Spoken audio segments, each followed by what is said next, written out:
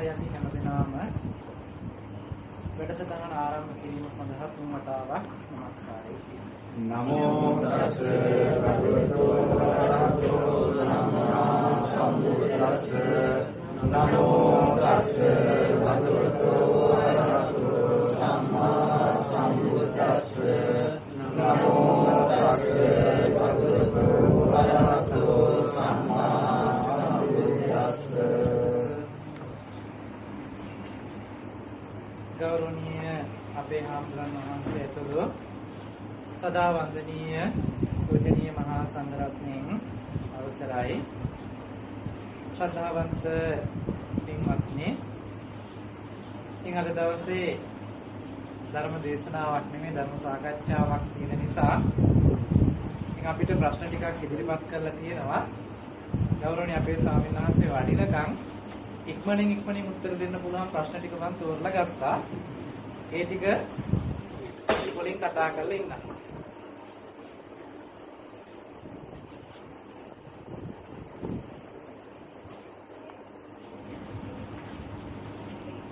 බොහොම කෙටි උත්තරයක් දෙන්න පුළුවන් ප්‍රශ්නයක් ගත්තා මේක. අහනවා ගරු ස්වාමීන් වහන්සේ, මව් කුසේ සිටින දරුවාට විඥානයක් තිබේද? කරුණාවෙන් පහදා දෙන්න. උත්තරේ මොකද්ද? තිබේ. අමුතියෙන් පහදා දෙන්න දෙයක් නැහැ. මොකද සත්‍යයක් විදිහට උපදිනවා නම් සවිඥානික විදිහටමයි. සවිඥානික කරන්නේ විඥාණයෙන්මයි.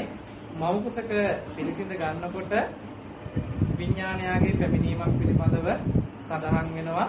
මොකද අද වර්තමානයේ මේ පිළිබඳව මම හිතන්නේ මතයක් ඉදිරිපත් කරගෙන යන තොරතුරක් තියෙනවා. නමුත් අතරම මේ කාරණයට දෙන්න තියෙන කෙටිම උත්තරේ මව් කුසේ තුළ වැඩෙන දරුවාට විඥානයක් සක්‍රිය වෙලා තියෙනවා. ඉතින් ඒ නිසා ඒකට පහදලා දෙන්න දෙයක් තියෙවි කියලා මම හිතන්නේ නැහැ. ප්‍රශ්නේට උත්තරේ ප්‍රමාණවත් දෙයක්. මම හිතනවා මේක බුද්ධිගෝචරයි කියන එක. මේ ප්‍රශ්නෙට මම හිතන්නේ ඒක ලොකු කාරණයක් කතා කරන්න අවශ්‍ය නැහැ කියලා හිතනවා. ඊළඟ කාරණේ විදිහට අහනවා මේකට ඕන නම් තව චුට්ටක් කරුණු ටිකක් මතක් කරන්න. ඒ කියන්නේ දැන් අපි හිතමුකෝ උදාහරණයකට සමහර වෙලාවට මේ මතය තුල ඉදිරිපත් කරන කාරණේ අපිට තොරතුරු ලැබිච්ච නිසා මම මතක් කරන්නම්.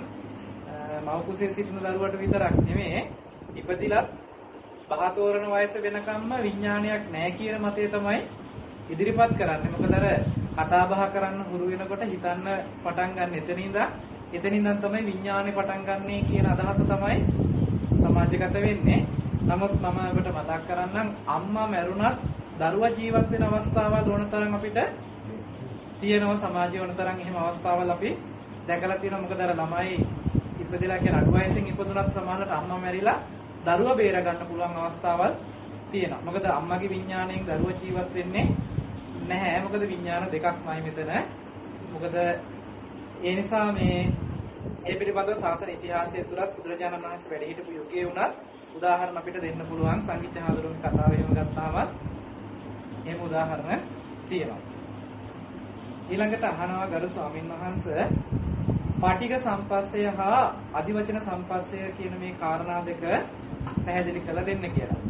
පාටික සම්පස්සය කියලා කියන්නේ ස්පර්ශය, කියන්නේ ඍජුවම ස්පර්ශ වෙන, එහෙම නැත්නම් රූපයේ පැත්තෙන් ස්පර්ශ වෙන කාරණාවක් නිසා ඇති වෙන කියන්නේ පාටිකේ නිසා ඇති වෙන ස්පර්ශය සම්පස්සය. එතනදී ඇහැ, කන, නහය, දිව, ශරීරය කියන මේ පංච ආයතනයන්ගෙන් ලැබෙන ස්පර්ශයන් ටික පාටික සම්පස්සය කියලා හඳුන්වනවා. නාම ධර්මයන් විතරක් අරමුණු වෙන මට්ටමකින් සිහි කරලා ගන්නකොට ඇති වෙන ස්පර්ශයන් තියෙනවානේ මනෝමය. මන ආයතනය තුල නාම ධර්මයන් මූලික කරගෙන ඇති වෙන ස්පර්ශයන් වලට කියනවා අධිවචන සම්පස්සය කියලා. ඉතින් මේකත් මම හිතන විතර ලොකු ගැටලුවක් නම් නෙවෙයි කියන එක. මේක අපි සුලභව භාවිතා වෙන කාරණා ටිකක්. නමුත් වෙන් කරගන්න අපිට පැහැදිලිවම ඇහෙන්, කනෙන්, නහයෙන්, දිවෙන්, ශරීරයෙන් කියන මේ බාහිර ආයතන පංච ආයතනයෙන් යම් ස්පර්ශයක් ලැබෙනවා නම් ඒ ස්පර්ශ සියල්ලම පටික සම්පස්සයක්මයි. නාම ධර්ම ටිකක් නම් සිහි වෙන්නේ. කියන්නේ සංඥා සංකාර දෙකක් නේ සිහි වෙන්නේ. ධම්මායතනයේ තුල සංඥා සංකාර ටිකක් සිහි කරන බවක් තමයි මන ආයතනයේ තුල තියෙන්නේ. ඒතකොට මන ආයතනයේට හම්බෙන ස්පර්ශය අධිවචන සම්පස්සයක් කියලා වෙන් කරනවා. ප්‍රමාණවත් දන්නේ පිළිතුර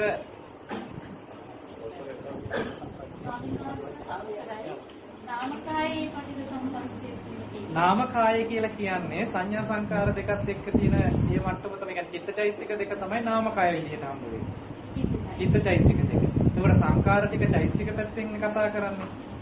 එතකොට ඒ ටිකෙන් සංකාර අපේ හිතේ දැන් හිතන්නකො ඔක දෙක සම්බන්ධ වෙන්නේ කොහොමද කියලා මතක් කරගන්න. අපි සරත් මතක් කළා වගේ දැන් ඇහැට රූපයක් දැකලා චක්කු විඥානයක් පහළ වෙනවානේ. එතකොට මේ චක්කු විඥානත් එක්ක එක චක්කු පටිච්ච රූපේච උපදි චක්කු විඥාන තින්න සංගති පස්සෝ කියලා මේ ස්පර්ශ වෙන අවස්ථාව පටික සම්පස්සයක්. ඒ කියන්නේ ස්පර්ශයක් වෙලාමයි පටිගයක් වෙලාමයි ඇති වෙන්නේ. එතකොට ඒ ස්පර්ශය අරමුණු කරගෙන ඊට පස්සේ විදින බව අරමුණු කරගෙන සංඥාව සංකාර වෙන බව කියන්නේ නාම ධර්මයටයි. නාමකය තමයි ඊට පස්සේ තියෙන්නේ. ඒ ටික හඳුනා ගන්න මනෝවිඤ්ඤාණයක් උපදිනවානේ. මනෝවිඤ්ඤාණය උපදින්නේ නැහැ වර්ණ රූපේ මුල් කරගෙන, ශබ්ද රූපේ මුල් කරගෙන, ගන්ධ රූපේ මුල් කරගෙන, රස රූපේ මුල් කරගෙන, පොට්ටබ්බ රූපේ මුල් කරගෙන මනෝවිඤ්ඤාණයක් උපදින්නේ නැහැ. මනෝවිඤ්ඤාණය උපදින්නේ ධම්මායතනයේ අරමුණු කරලානේ. ඒකට ධම්මායතනයේ විදිහට තියෙන සංඥා සංකාර දෙකේ අත්දැකීමක්. එතකොට පටිඝ සම්පස්යෙන් උපන්න කාරණාව අධිවචන සම්පස්සයක් කරා තමයි මනෝවිඤ්ඤාණය හඳුනන බවකට තියෙන්නේ. ඒකට හැම වෙලේම මනසේ අත්දැකීමක් තියෙන්නෙම අධිවචන සම්පස්සයක ලැබෙන අත්දැකීමක්. ඒක හැබැයි නාම ධර්මයක්. ඒ කියන්නේ නාම ධර්මී කියලා කිව්ව ගමන් අපි දැන් නාම රූප කියලා වෙන් කරනකොට නාම ධර්ම ටිකට වෙන් කරන්නේ චෛතසික ටිකනේ. ඒ චෛතසික ටිකේ අත්දැකීම තමයි හැම වෙලේම මනෝවිඤ්ඤාණය හඳුනාගන්නේ. එතකොට මනෝවිඤ්ඤාණයකින් හඳුනා ගැනීම පිණිස ස්පර්ශ කරලා තියෙන්නේ නාමකායක්මයි. ඒ නිසා නාමකයේ අධිවචන සම්පස්සයක් කියලා කතා කරන්නේ. පැහැදිලිද? හැම වෙලේම මනසට අත්දැකීමක් ඇවිල්ලා තියෙන්නේ. පැහැදිලිද? හැම වෙලේම මනසට අත්දැකීම ඇවිල්ලා තියෙන්නේ චෛතසික ටිකේ අත්දැකීමක් එක්කමයි. දැන් අපි මෙහෙම උදාහරණයකට හිතමු. දැන් මේ වෙලාවේ දකින්න දෙයක් තියෙනවා කියන්න. අපි මේ වෙලාවේ ඔන්න ගහක් දැක්කා කියලා. ඇහැට රූපයක් පේනවා, පේන රූපෙත් එක්ක හඳුනන ඇහැට පේන බව විතරයි. හැබැයි තාම මේක ගහක් කියලා හඳුනන බව චක්කු විඥාන මට්ටමේ නැහැ. වර්ණ සටහන මට්ටමකින් තමයි. හැබැයි මේක අපිට අපේ නුවණට සිද්ධ වෙන සිද්ධිය මේක. ඒ සිද්ධියේදී ඇහැට රූපයක් හම්බ වුණා කියන කාරණාව විතරයි. හැබැයි ඒක චක්කුම් පටිච්ච. එතකොට ඇහැට ගැටිලාමයි හම්බ වෙලා තියෙන්නේ. ඒ මට්ටමේ තියෙන්නේ පටික සම්පස්සයක්මයි. ඊට පස්සේ මේ කාරණා ටික සංඥා සංකාර වලට ගිහිල්ලා තාම වර්ණ රූපේ මනසට යන්නේ නැහැ. මන ආයතනයට වර්ණ රූප සම්බන්ධ වෙන්නේ නැහැ. හැබැයි මේ ස්පර්ශය නිසා උපන් වේදනාව තියෙනවානේ. වේදනාවට හිතන කල්පනා කරන ගතියක් තියෙනවානේ. සංඥා සංකාර කරන බවක් තියෙනවානේ. දැන් සංඥා සංකාර දෙකෙන් උපන් එකක් තමයි ගහක් කියලා උත්තරයක් අපිට හම්බෙන්නේ. ඒ ගහක් කියලා හඳුනන බවක්නේ මනෝවිඤ්ඤාණයෙන් තියෙන්නේ. ඒතකොට මනෝවිඤ්ඤාණයට දීලා තියෙන්නේ සංඥා සංකාර දෙකෙන් හදලා දුන්න ගහක් හරි, ගෙයක් හරි, මිනිස්සෙක් හරි යම් මට්ටමක දෙයක් කෙනෙක් කියන අර්ථය හදලා දෙන්නේ මනෝ සම්පස්සේ.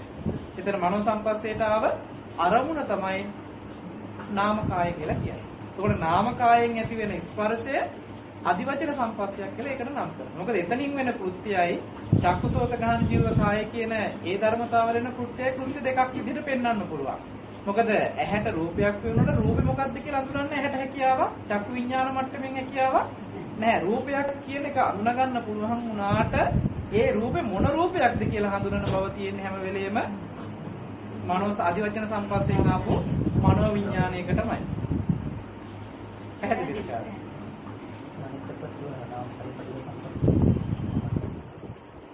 ඊට පස්සේ දැන් අපි කියන්නකෝ ඇහැට පේන්නෙත් නැහැ, කනට ඇහෙන්නෙත් නැහැ, නහයට දිවට ශරීරෙට කියන මේ පංචායතන අත්දැකීමක් මේ වෙලාවේ නැහැ.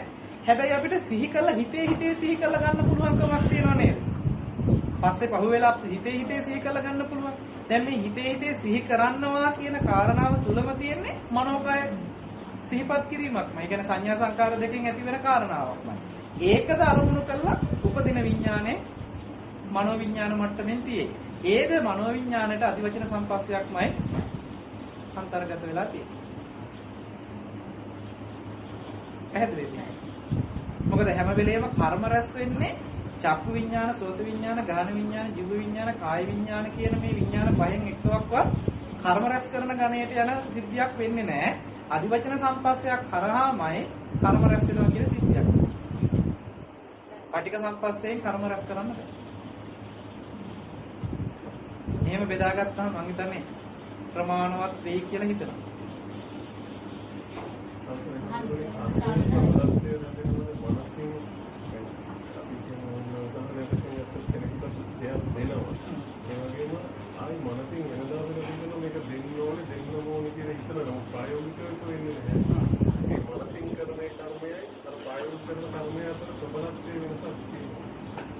මානසික කරන කර්මය තමයි ප්‍රධාන වෙන කර්මය. ප්‍රධාන වෙන ඒක කර්ම පත බවට පත් කර ගන්න පුළුවන් කාය කර්ම වාක් කර්ම. කියන්නේ අපි හිතමුකෝ චේතනා ටික පහළ වෙනවා. අපි හිතමු කුසල කර්මයකට හෝ අකුසල කර්මයකට චේතනා ටික පහළ වෙනවා, කර්මයක් වෙනවා. මනෝමයෙන් සිද්ධ වෙන කාරණාවක්. හැබැයි ඒක වචනෙන් ක්‍රියාත්මක කරන්නේත් නැහැ, කයෙන් ක්‍රියාත්මක කරන්නේත් නැහැ. අපි හිතමු කෙනෙකුට බනින්න ඕනේ කියලා හිතෙනවා. හැබැයි වචනෙන් ඒක ක්‍රියාත්මක වෙන්නේ නැහැ. ඒ බනින්න ඕනේ කියලා හිතන වෙලාවේ පහළ වෙනවනේ චේතනා ටික. චේතනා ටිකට අනිවාර්යයෙන්ම කර්මයේ සිද්ධ වෙනවා. හැබැයි කර්ම පතයක් බවට පත් වෙනවා වචනෙන් ඒක ක්‍රියාත්මක කරාම. කයෙන් ක්‍රියාත්මක වෙන එකත් වචනෙන් ක්‍රියාත්මක වෙන එකත් ප්‍රබලයි කියලා කියනවා නෙවෙයි. මනෝමය කාරණාව තමයි ප්‍රබල. මොකද කටින් ක්‍රියාත්මක කියන්නේ වචනෙන් ක්‍රියාත්මක වෙන්න, කයෙන් ක්‍රියාත්මක වෙන්නත් මනෝමය සිද්ධිය විය යුතුමයි. හැබැයි අපිට සීලය හරහා කරන්නේ මනෝමය කාරණාවක් වුණත් වචනයෙන් සහ කයෙන් ඒක පාලනය කරනවා. ඒකට සීලයෙන් සංවර කරනවා, කයෙන් වචනයෙන් දෙක වෙන පරිදි. එතකොට කර්ම පත පැත්තට යන්න තියෙන සිද්ධිය කරනවා. ඒක තව දුරටත් වර්ධනය කරන්න තියෙන සිද්ධිය නතර කරනවා. අපි කියමුකෝ සතිය දිනක අපේ චේතනාන්විතව පහළ වුණා කියලා යම් කර්ම මට්ටම, මේ කර්ම මට්ටම තව දුරටත් ප්‍රබල කරන්න. ඒ කියන්නේ ඒක තව දුරටත් වැඩි දියුණු කරන්න. ඒක තව දුරටත් යෙදෙන මට්ටමක් තියෙන චේතනා තව පහළ වෙන්න තියෙන හේතුව නතර කරන්න පුළුවන්කම තියෙනවා කාය සංවරයෙන් සහ වචී සංවරයෙන්. නැත්නම් මනෝමය දේට වඩා කායික දේ ප්‍රබලයි, වාචික දේ ප්‍රබලයි කියලා කිව්වොත් මේ උත්තරේ පොඩි පරස්පර බවක් තියෙනවා. නිකන් තාක්ෂණික පැත්තට වැදෙන්නේ නැහැ.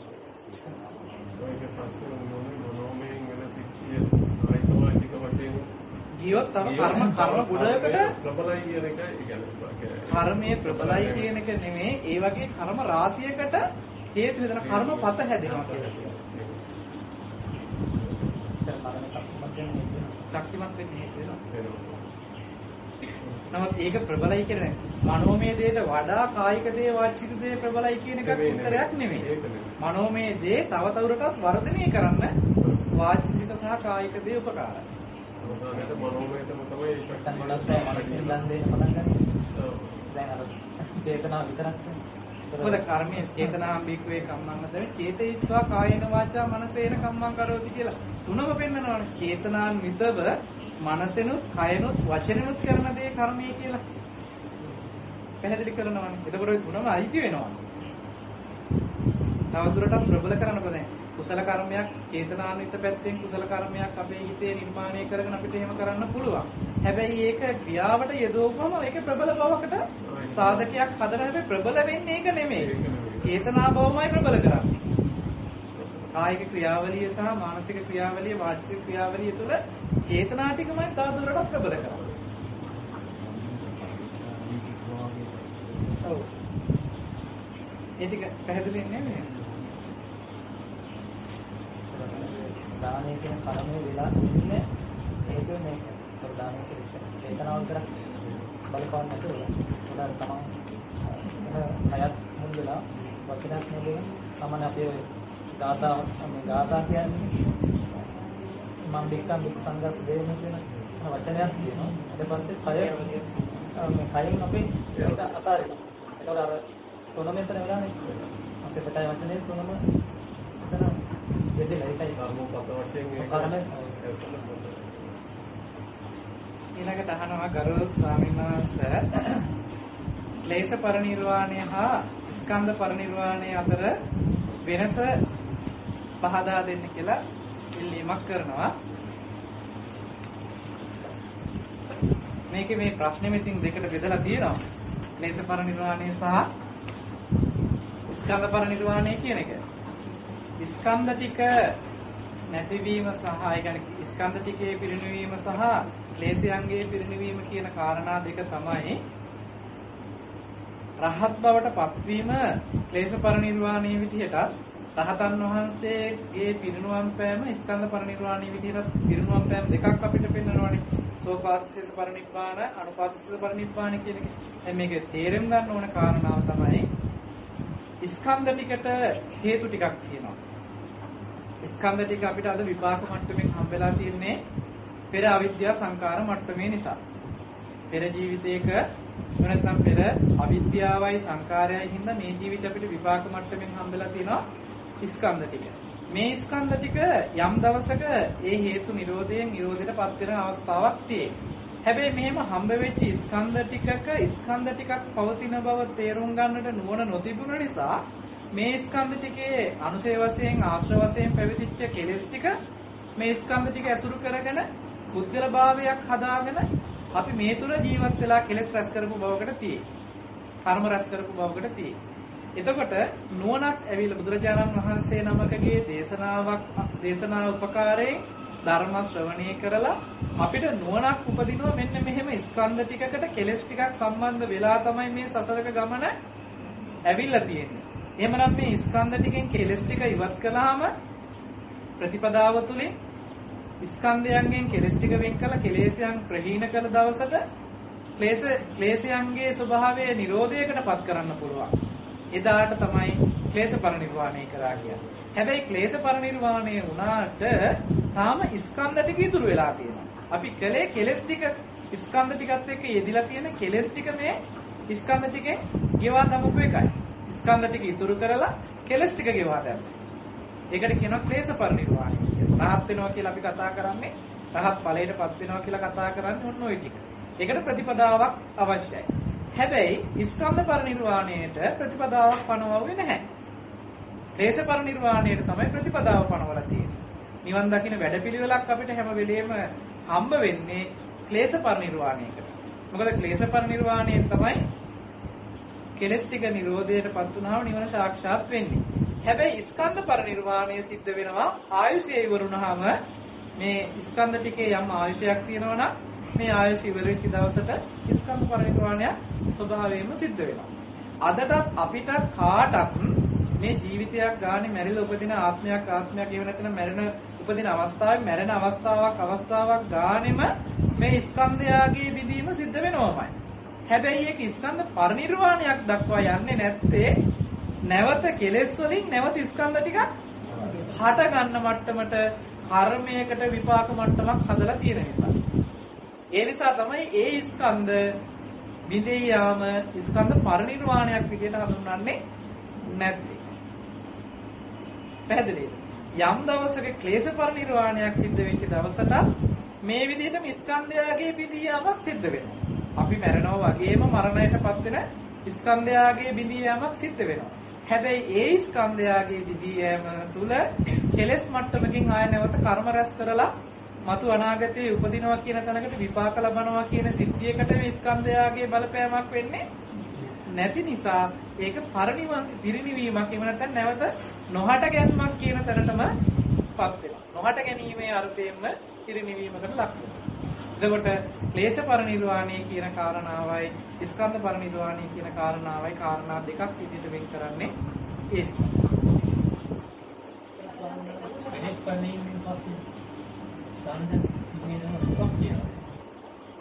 කෙලෙස් නිසා එන දුක් ටිකක් තියෙනවා. කෙලෙස් පිරිනිවීම පස්සේ ස්කන්ධයගේ මූලික වෙච්ච දුකක් තියෙනවා. අපි කියමු සීතල උෂ්ණ දැනෙන බව. ඒක යම් අපහසුයක් කාය ප්‍රතිබද්ධ වෙන සියලු දුක් ටික තියෙන්නේ. ඒ දුක් ටික තුල කෙලෙස් මට්ටමින් අද අපිට පුද්ගල භාවයට හම් වෙන දුක් ටික තියෙන්නේ. ඒ මට්ටමේ දසමයක දුකක් නැහැ. වයසට යනවා කියන එක වෙයිනේ. ලෙඩ වෙනවා කියන එක වෙයිනේ. හැබැයි අද අපිට වයසට යන්නේ ලෙඩ වෙන්නේ කවුද? මම කියන තැනක ඉන්නේ තියෙන්නේ. මම ලෙඩ වුණා, මගේ කෙනෙක් ලෙඩ වුණා කියන තැනකින් ඉතින් අපිට ස්කන්ධ මට්ටමේ දුක නෙමෙයි හම්බෙලා තියෙන්නේ. අපිට ස්කන්ධ උපාදාන කරගත්ත කෙලෙස් මට්ටමේ දුක හම්බෙලා තියෙන්නේ. යම් දවසක කෙලෙස්යන්ගේ පරිනිර්වාණයටපත් වුණත් වයසට යනවා කියන මේ ස්කන්ධයාගේ විපරිණාම භවකටපත් වෙන ස්වභාවය වෙනස් කරලා නැහැනේ. ස්කන්ධයාගේ විපරිණාමයටපත් වෙන ස්වභාවය ඒ විදිහටම පවතී. ඒ කියන කාරණාව තුළ වේදනාව දුක්ඛාගත වේදනාවක් උපදී. හැබැයි ඒ වේදනාව පුද්ගල භාවයෙන් විඳින දුක විඳින පුද්ගලයෙක් නෑ. කර්මයක් රැස් වෙන මට්ටමක් නෑ කෙලෙස් නැති නිසා. අපි කියමුකෝ දැන් සීතල උෂ්ණ දැනෙන බව, බඩගින්න පිපාසය දැනෙන බව, කායික ස්පර්ශයෙන් දැනෙන වේදනාවල් තියෙනවා. කාය සංපස්යෙන් දැනෙන වේදනාවල් ටිකක් තියෙනවා. මොකද මේ එකක්වත් නැති කරලා නැහැනේ. මොකද මේ ඔක්කොම විපාක මට්ටම. ඇහැට රූප පේන එක නතර කළා නැහැ. හැබැයි ඇහැට රූප පේන එක සිද්ධිය තුළ මම බලන රූප මට බලන්න ඕනේ රූප ටිකක් මම බලන කෙනෙක් එනක රූප බලන කෙනෙක් ඉන්නවා කියන මට්ටමින් හදාගත්ත කෙලෙස් ටික නැහැ. ඇහැ ඇති කල්ලි රූප පේනවා කියන සිද්ධියක් වේ. ඒ වගේම කය ඇති කල්ලි ස්පර්ශ වෙන සිද්ධියක් වේ. ඒ සිද්ධි තුළ සුඛ වේදනා දුක් වේදනා කියන මට්ටමේ වේදනා මට්ටම තියෙයි. හැබැයි ඒ එකක්වත් අර කියන මට්ටමට සතරක වැටෙන දුක් ප්‍රමාණයකින් පෙන්නන උපාදාන වෙච්ච දුක එකක්වත් නැහැ. බුදුරජාණන් වහන්සේ අපිට පෙන්නුවේ උපාදාන මට්ටමින් ආපු දුක් ටික දුරු කරන වැඩපිළිවෙල. පැහැදිලිද? අපි රමුකෝ දැන් භාග්‍යවතුන් වහන්සේගේ මට්ටමින් අපිට උත්තරයක් දෙන්න නිකන් සරල මං හිතන් උදාහරණයක් ගන්න. භාග්‍යවතුන් වහන්සේ මතක් කරනවා ආනන්දේ මට පිපාසයි කියලා. ඊළඟට මතක් කරනවා ඉතේරදයක් තියෙනවා. හොඳේ අමාරුවක් තියෙනවා. දැන් එතකොට මේ අදහස් ටික ඉදිරිපත් කරනකොට මොකද සම්මත ලෝකේ සම්මත වචන ටිකකින් කතා කරන්නේ. එතකොට කෙනෙකුට හිතෙන්න පුළුවන් මේ දැන් බුදුරජාණන් වහන්සේද මේ පුද්ගලයා මම මගේ කියන අදහසින් කතා කරලා තියෙනව නේද කියලා දැනකින් ගත්තොත් එහෙම එතකොට අපිට චෝදනාවක් කරන්න වෙන අභූතේ බුදුරජාණන් වහන්සේගේ සක්කාය දිට්ඨියවත් නැති වෙලා නෑ නේද කියලා. ඒක සාධාරණ වෙන්නේ නැහැ කියන එක අපි කාටවත් තේරෙවි. සම්මත ලෝකේ සම්මත අදහසෙන් කතා කරන එක නෙමෙයි ප්‍රශ්නේ තියෙන්නේ. ඒ දැනෙන වේදනා පුද්ගල භාවයෙන් ගත්තද නැද්ද කියන එකයි කාරණාව. මොකද කෙලෙසයක් සංසිඳුණට කෙලෙස පරිනිර්වාණයක් සිද්ධ කළාට තාම ස්කන්ධයාගේ ප්‍රතිබද්ධ වෙච්ච වේදනා ටිකක් තියෙයි. මොකද විපරිණාම භාවයට පත් වෙනකොට ඒ ස්වභාවය තුළ තියෙන ධර්මතා ටිකක් ඒක. ධර්මතා ටිකක් හැටියට අඳුනන්න පුළුවන් නුවණක් තියෙනවා. ඒක තමන්ගේ කරගන්න කෙලෙස් නැහැ. කරගෙන නැහැ නෙමේ කරගන්න තියෙන හේතුම නැහැ. ඒක යෙදෙන්නේ නැහැ. ඒක වෙන්න පුළුවන් සිද්ධියක්. පැහැදිලිද? මොකද ස්කන්ධයාගෙන් එන දුක වෙනවත් ස්කන්ධයාගෙන් එන දුක් ටික තමන්ගේ කරගෙන විඳින බවකුත් තියෙනවා. අපේ සානන්ත නිතරම ගන්න උදාහරණයක් තියෙන්නේ ගහකට වයසට යන්නේ නැද්ද ගහ? ගහක් ලෙඩ වෙන්නේ නැද්ද? මේ ගහට නොයෙකුත් කියන්නේ කරදර බාධා කියන්නේ අතු කැඩෙනවා සමහරලාට මුල් කැඩෙනවා ගහ ඉදිරිලා වැටෙනවා ගහ මැරිලා යනවා සමහරලාට මේ වගේ සිද්ධි ටිකක් වෙන්න පුළුවන්. ඒකට දැන් මේ වෙන්නේ රූපෙට වෙන සිද්ධි ටිකක් ඒ වගේම සිද්ධි ටිකක් මේ රූපෙටත් සිද්ධ වෙනවා. හැබැයි මේ රූපෙට ඒ සිද්ධ ටික සිද්ධ වෙනකොට ඒ සිද්ධ වෙච්ච සිද්ධි ටික මට වුණා මගේ කෙනෙකුට වුණා කියන තැනකින් අපි අද පරිහරණය කරලා තියෙනවා. එතකොට දැන් ගහක අත්තක් කඩන් වැටෙනවා කියන එකයි මේ අත කඩන් වැටෙනවා කියන එකයි ධර්මතාවය ගත්තොත් දෙකම රූප ධර්මතාවයක වෙච්ච සිද්ධිය. හැබැයි ගහක අත්තක් කඩන් වැටෙනකොට අනේ මගේ අත කඩන් වැටුණා කියන මට්ටමකට එතන මානසික මට්ටමක් උපදින්න පුළුවන් විදිහට සවිඥානික සචේතනික සිද්ධියක් නැහැ. මොකද සම්පූර්ණ රූප මට්ටම කියන කාරණාව එතන තීක්ලා නිසා. හැබැයි මෙතන එහෙම වුණොත් මගේ අත කඩන් වැටුණා කියන මට්ටමක් මට හම්බ වෙන්නේ මම කියන පුද්ගල භාවයෙන් මේ අත පරිහරණය කරපු නිසා. යම් දවසක මේ කියන මට්ටමේ කෙලෙස් පරිනිර්වාණයක් සිද්ධ වෙච්ච දවසට මේ අත කඩන් වැටුණා කියන සිද්ධියකින් අර ගහේ අත්තක් කඩන් වැටුණා කියන සිද්ධියට හා සමානයි. හැබැයි එකම එක කාරණයක් තියෙනවා මෙතන සවිඥානිකින් හින්දා කාය ස්පර්ශයෙන් එන වේදනාව. හැබැයි මේ වේදනාව මම මගේ කියන තැනකින් පුද්ගල භාවයට මිදෙන ස්වභාවය. අතන විඥානේ නැති හින්දා සවිඥානික නොවන හින්දා එහෙම වේදනාවක්වත් දැනෙන්නේ නැහැ. හැබැයි මෙතන වේදනාව කියන එක දැනෙනවා. එච්චරයි වෙනසකට තියෙන්නේ.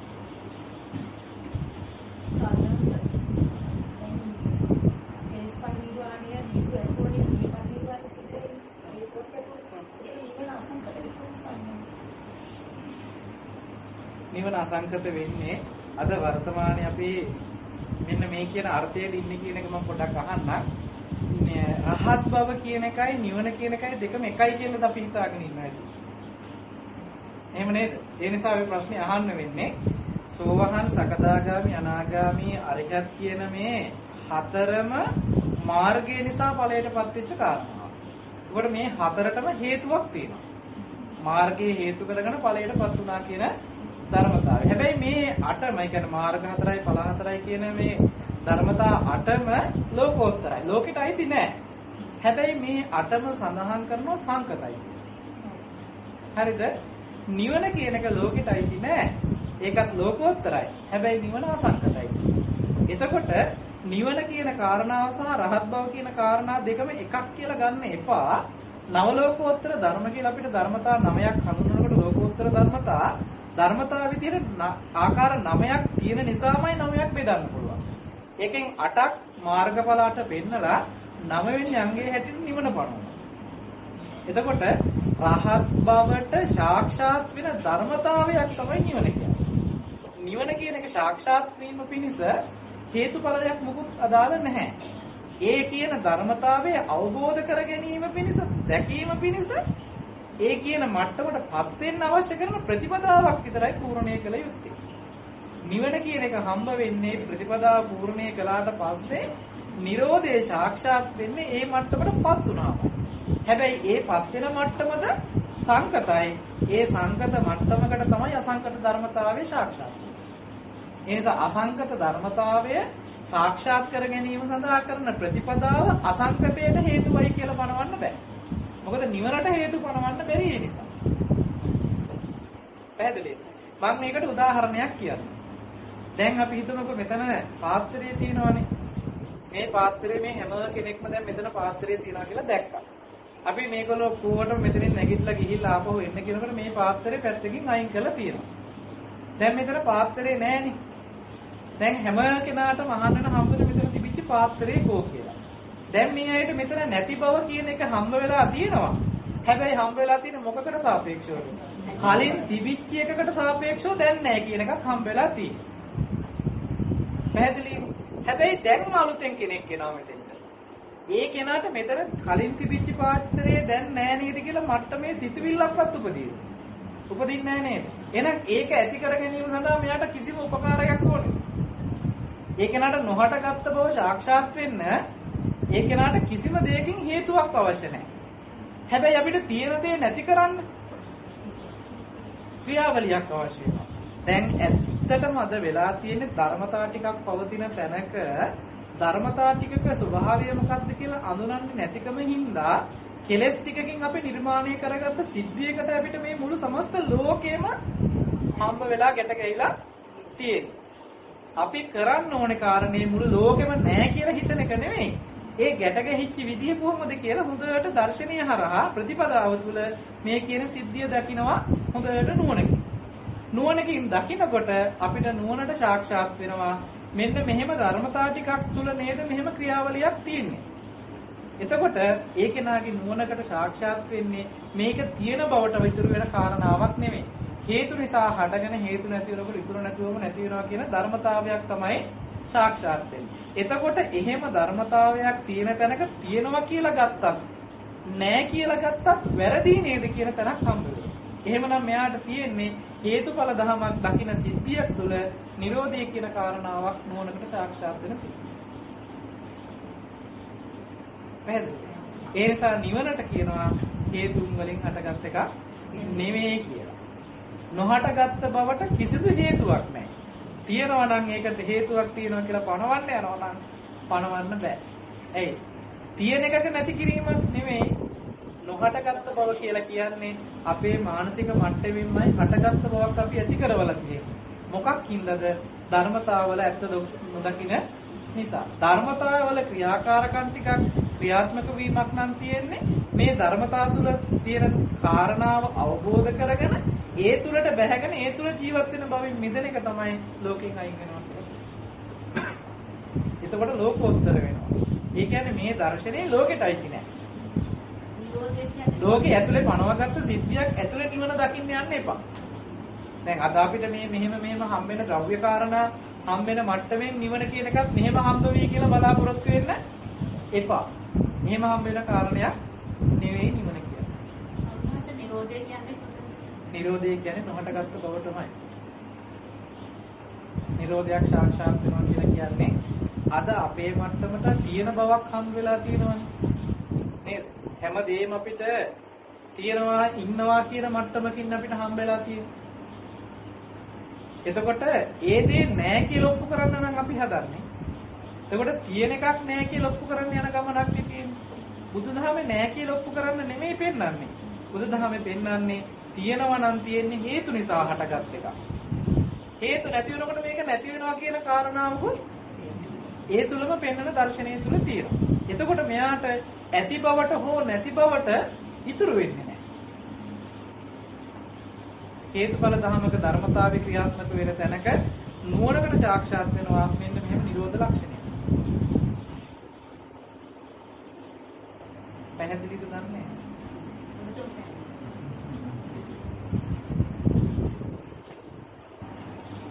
පළමුව දැකීම සිදුවන්නේ චක්කු විඥාන සිතටද? පළමුව දැකීම සිදුවන්නේ චක්කු විඥාන සිතටද? පළමුව දැකීම කියන අදහසින් මොකක්ද මෙතන අර්ථය ගත්තේ කියන එක ගැන මට ප්‍රශ්නයක් තියෙයි. නමුත් මේ කියන්නේ ඉස්සල්ලාම පේන්නේ චක්කු විඥාන හිතටද කියන එක වෙන්නේ නැති කියලා හිතනවා. චක්කුම් පටිච්ච රූපේච උප්පජ්ජති චක්කු විඥාන. හරිද? එතකොට චක්කු විඥානයේ මුලට ගෙනාවේ නැහැ. ඇහැ ඇති වෙන්න ඕනේ, රූපය ඇති වෙන්න ඕනේ. මේ දෙකේ සම්බන්ධය තමයි සවිඥානික වෙච්ච ගමන් ඇහැට රූපයක් පෙනුණා කියන දැන ගැනීම තියෙන්නේ. පැහැදිලිද? එතකොට මෙතනින් අහන ප්‍රශ්නේ මම හිතනවා මනෝ විඥානට කලින් චක්කු විඥානය උපදිනවා නේද කියන අදහස. ඒ අදහසෙන් උත්තරය ඇහුවොත් ඇත්තටම ඔව් මනෝ විඥාණයට කලින් චක්කු විඥානේ උපදිනවා පෙනීම කියන සිද්ධියට. කියන්නේ මොකද ඇහැට රූපයක් පේනවා කියන සිද්ධිය තුළ පෙනිච්ච එක මොකද්ද කියලා හිතන එක තමයි මනෝ විඥාණයටයි. පේනවා කියන ධර්මතාවය මොකද්ද කියන්නේ පේනවා කියන සිද්ධියක් දැනගන්නවා කියන තැනකට එන්නේ චක්කු විඥානය. පේන බව කියන එක හඳුනාගන්නේ චක්කු විඥාණයෙන්. පෙනුනේ මොකද්ද කියලා හඳුනාගන්න එකයි වෙන්නේ මනෝ විඥානය.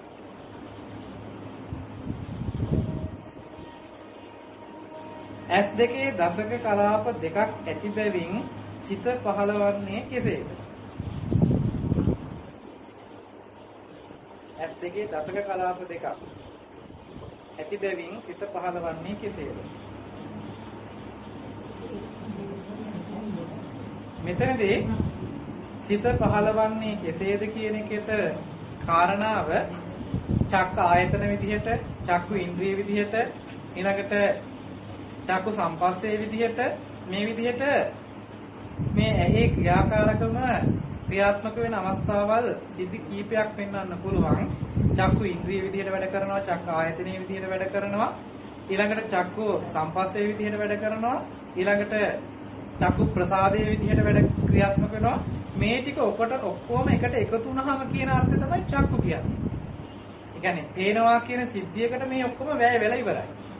එතකොට මේ ක්‍රියාත්මක වීම සිද්ධ වෙන්න නම් අනිවාර්යයෙන්ම විඥානයාගේ සම්බන්ධයක් ඇති වුණොත් විතරමයි පේනවා කියන සිද්ධියකට සම්බන්ධ. එහෙම නැතිනම් දැන් චක්කු ප්‍රසාද මට්ටම අපි හිතමුකෝ මිය ගියාට පස්සේ ඇහැ අරගෙන තව කෙනෙකුට බද්ධ කරන්න ගන්නවනේ. ඒ කියන්නේ ඇහි විඥානෙත් එක්කමද බද්ධ කරන්නේ. නෑ ඇහි චක්කු විඥානේ බද්ධ කරන්න බෑ කිසිම කෙනෙකුට. ප්‍රසාද මට්ටම විතරයි ඒ විදිහට කරන්න පුළුවන්කම තියෙනවා. හැබැයි ඒද ඒ කෙනාට චක්කු විඥානය උපදවා ගන්න බැරි වුණොත් පෙනේද? නෑ. එහෙනම් සවිඥානික කරනවා කියන ධර්මතාවයක් තියෙයි මේ ප්‍රසාද මට්ටම. ආයතන මට්ටමින් ඉන්ද්‍රිය කෘත්‍ය කර ඉන්ද්‍රිය මට්ටමින් මේ කෘත්‍ය කරන්න සවිඥානික කිරීමේ කෘත්‍යයක් වෙනවා. ඒතර සවිඥානික කරන්නේ ප්‍රසාද මට්ටම. ප්‍රසාද මට්ටම නොතිබුණොත් ඇස් පෙනේද?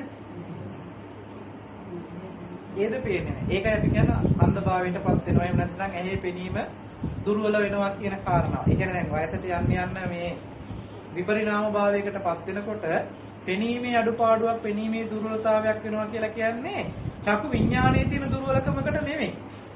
විඥාන පැත්තෙන් ඇති වෙන දුර්වලකමකට නෙමෙයි, ප්‍රසාද මට්ටමේ ඇති වෙන දුර්වලකමකට. ඒකයි අපිට පුළුවන්කම තියෙන නවීන විද්‍යාවෙන් අද මේ ඇහි ප්‍රසාද මට්ටම තවදුරටත් වෙනස් කරලා එහෙම නැත්නම් ප්‍රසාද මට්ටම පැහැදිලි වෙන විදිහට යම් උපකරණ පාවිච්චි කරලා අපි කණ්ණාඩි පාවිච්චි කරලා හරි අර ප්‍රසාද මට්ටමට ලැබෙන මට්ටම සකස් කරලා දෙන්න පුළුවන්කම තියෙනවා. ඒ නිසා මෙතන මේ කලාප මට්ටමින් කොච්චර වෙන් කරත් සවිඥානික වෙනවා කියන ධර්මතාවයක් තියෙයි. ඒ සවිඥානික වෙන ධර්මතාවයේ තුල තමයි ඇහැකට රූප පේනවා කියන සිද්ධියක් හඳුන්වන්න පුළුවන්කම තියෙන්නේ.